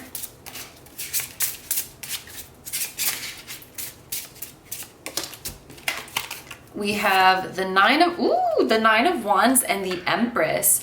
Okay, so interesting. Okay, for those of you who do resonate with this pregnancy message, like if you are currently pregnant or you are hoping to be pregnant, or it could just be like parenting. For those of you who are parents, parenting could be a little bit of a challenge this year. But I was just thinking pregnancy because the Empress talks about pregnancy, and then like the term of pregnancy, it's 9 months. We have a 9 here. It's 3 trimesters, which is 3 times 3. So that also gave me the vibe as well. So for those of you who are pregnant or who are hoping to become pregnant, obviously that is challenging, especially I feel like, you know, physical challenges, but that goes without saying. It's like water is wet. Pregnancy can be tough and painful. But with Empress, there's such a strong, like loving and nurturing energy here. And the 9 of Wands is also, it's this very like protective energy. Hang in there. It's worth the fight. So I feel like, and again, it's like this recurring theme that like, yes, we have challenges, but the love that we have for what we are doing makes the challenges so worth it. And there's not a second that you're like, I wish this wasn't happening. There's not a second that we're like, I wish I didn't have this dog. I wish I didn't have this puppy, or I wish I didn't have this child. Like, oh my gosh. Or like, this could even be with business, because the Empress can also talk about abundance in business. And the 9 of Wands is like, we're going through a tough time here, but we got to hang in there. Don't give up on the progress you've made. You've come so far. You've worked so hard. Don't give up on that. So you're like coming to this energy of fruition, this place where you can reap your rewards, but we got to hang in there and keep fighting for just a little bit longer. And it's going to be worth it. I feel like that's why Spirit was like, yeah, it's a challenge, but it's definitely not stopping you. You're never, at no point are you like, I wish this wasn't happening right now. You're like, shit, like if the reward is this thing that I love so much, or this being that I love so much with all my heart, like I will gladly go through this nine of Wands energy. Like, of course, it's like a no-brainer. So, you know, it could be like a business that you're really passionate about, or like, you know, working through a relationship with your child, or it's like, yeah, it's something that means the world to you. It's something that is your baby. A literal baby, an animal baby, a creative baby. You're like, of course I'm going to hang in there. It's my baby. Okay. So finally, let's see the biggest blessing for you in 2023.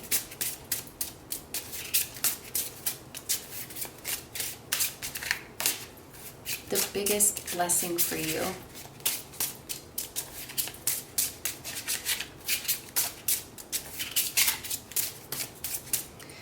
I'm hearing like good things come to those who wait, because this has taken some time.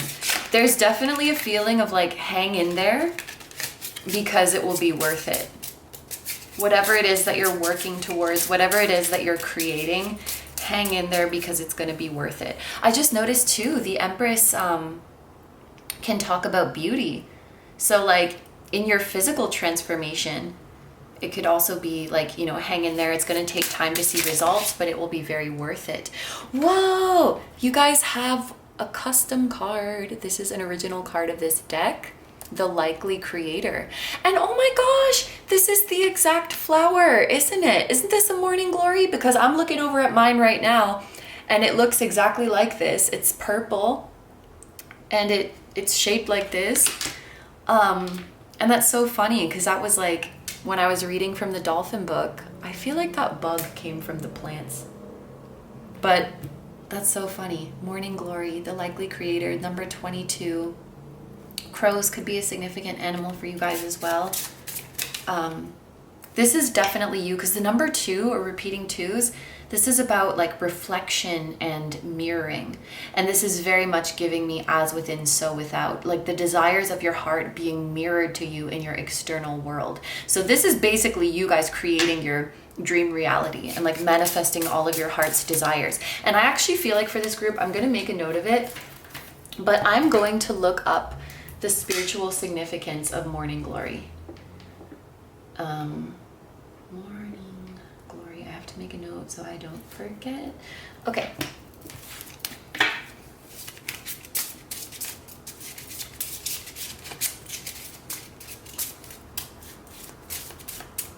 Crows, personally, I feel protection and a loved one watching over you.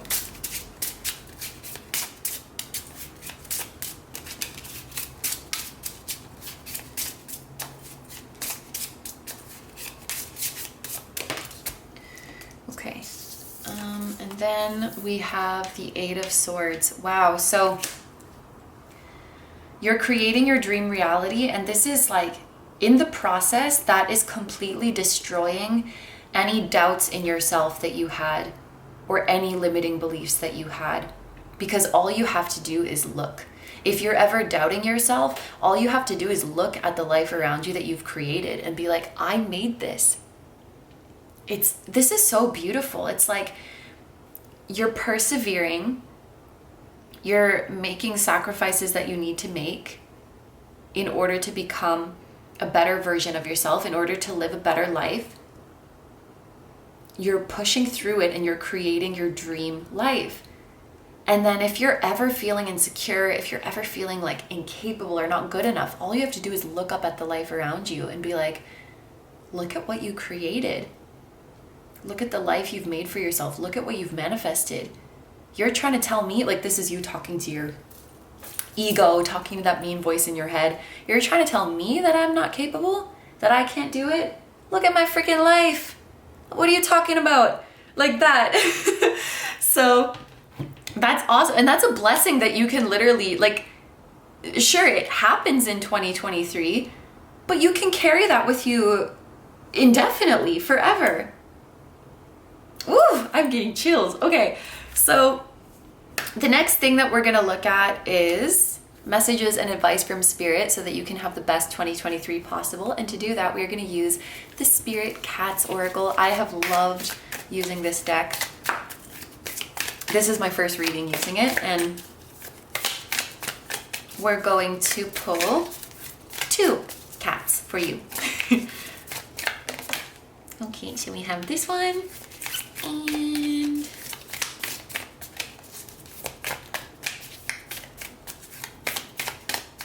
this one. Okay.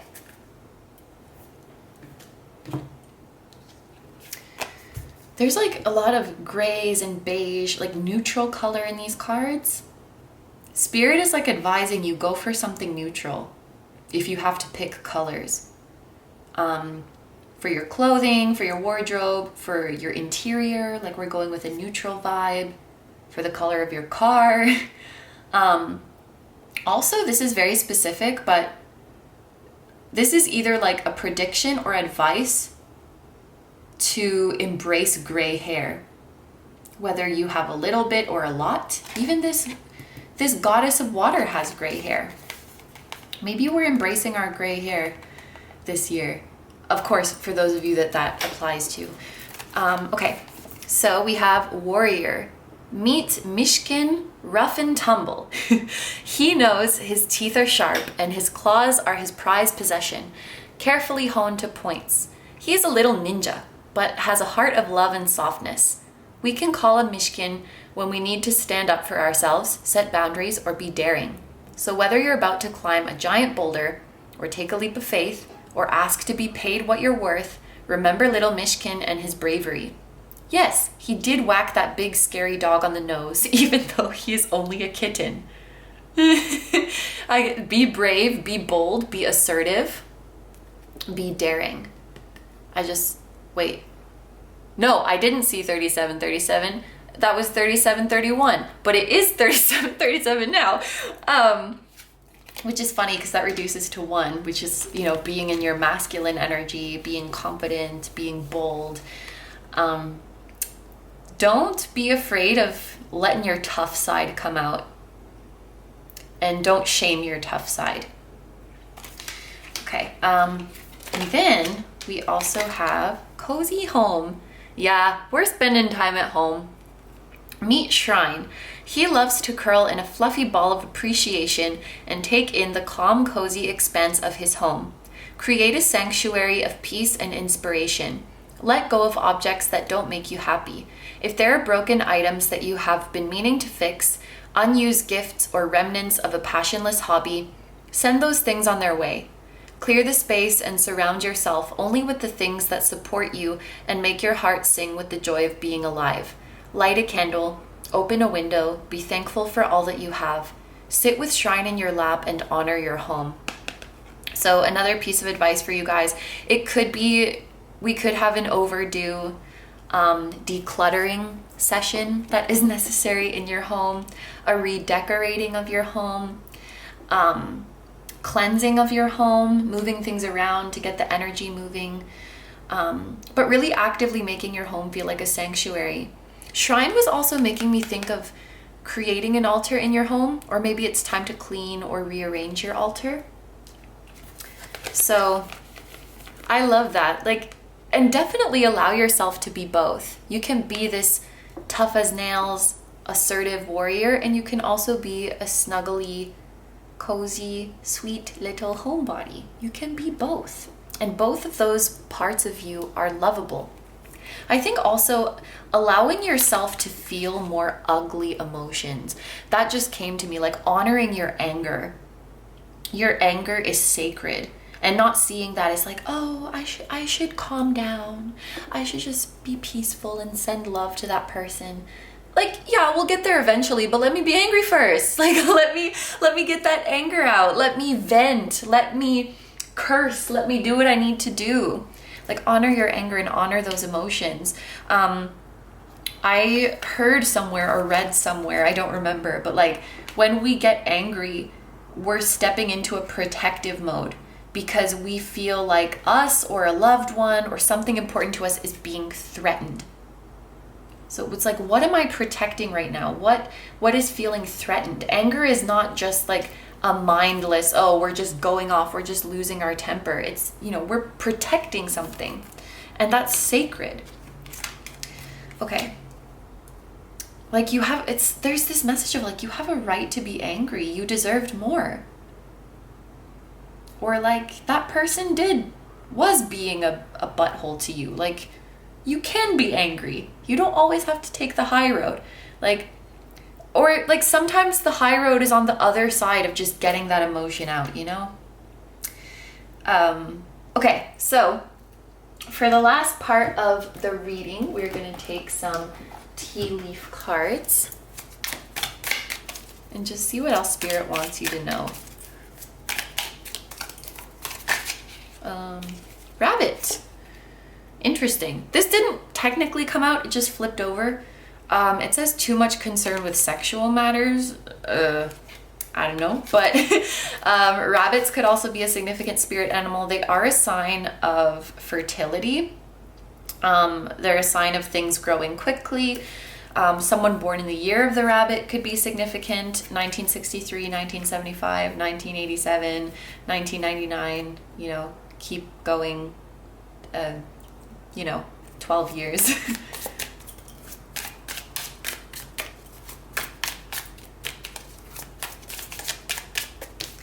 Okay, we have casket, someone going out of your life or the end of a situation. So this reminds me a lot of that death energy where something's changing this year and there's a feeling of like it will never go back to how it was before. We also have fair man, dealings or relationship with a man with blonde, gray, or white hair. So there could be a fair man who is leaving your life.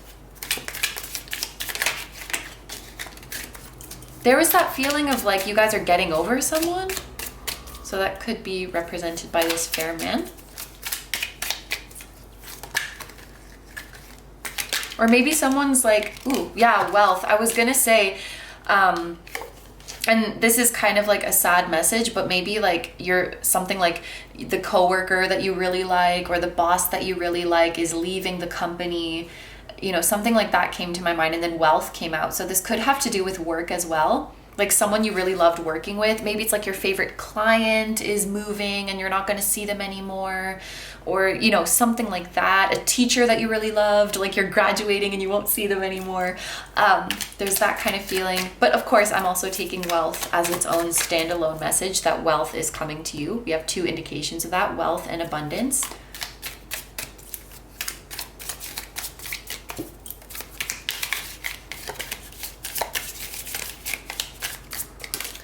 And then we have, seahorse with family matters. So family's a big theme this year as well.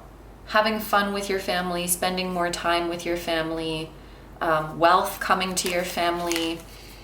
And then we have vulture, depression, anxiety, worry that someone is against you. I will say for some of you, there might be a toxic family member that is like stepping out of the picture, because we have someone going out of your life, family matters, and then the vulture and the seahorse are like turning away from each other. There could be a kind of a toxic family member who's like plotting or something. Oh my gosh. I just got a message, and maybe this is not for everyone, but it's like, and I feel really harsh saying this, but like one of your family members maybe had a spouse or a partner that wasn't a very nice person, and they're like out of the picture now, and everyone's kind of like secretly relieved or not secretly relieved. Like, I don't know, maybe your sibling had a spouse or partner, or like your cousin, and they just kind of had bad vibes, and like they came to the family gatherings and everyone's just kind of like, hey, like, it's so nice to see you. Yeah, I've had some partners like that. Anyway, yeah, and then we have July at the bottom. So someone could be born in July, or the month of July is going to be significant. But group number 4, those are all the messages I have for you. So I'm going to end your reading here, and we're going to take it over to the extended now. So there we're going to see the main characters of your year, who's playing the most significant role. We're also going to see what time of the year will be the most transformative, the most challenging, and the most blessed. I'm like fighting back burps that want to come up. And then also a specific event of 2023 that would surprise the current you, because you just don't see it coming at all. So if that sounds good to you and you would like to join me over in the extended reading, that's going to be linked down below in the description and the pinned comment. However, if you're going to leave the reading here, I will say thank you so much for letting me do this reading for you. I hope you have a wonderful day or night whenever you're watching, and I wish you all the best. Please take good care of yourself. Stay healthy. Don't forget to like, comment, and subscribe if you feel like doing that. And you can also follow me on Instagram. I post weekly pick a card readings as well as new moon and full moon readings. And I also have a music channel. The song that you guys heard at the very start of this video is an original song. So if you're interested in listening to the full version of that song or any of my other ones, the music channel will be linked down below for you as well. Ooh, I'm hungry. Thank goodness this is the last group, because I need to eat something. Okay, group number 4 is I am sending so much love to you, to all of your loved ones, and to your spiritual team. Once again, thank you so much for being here. I truly appreciate your support, and I will see you guys in the next one. Bye-bye.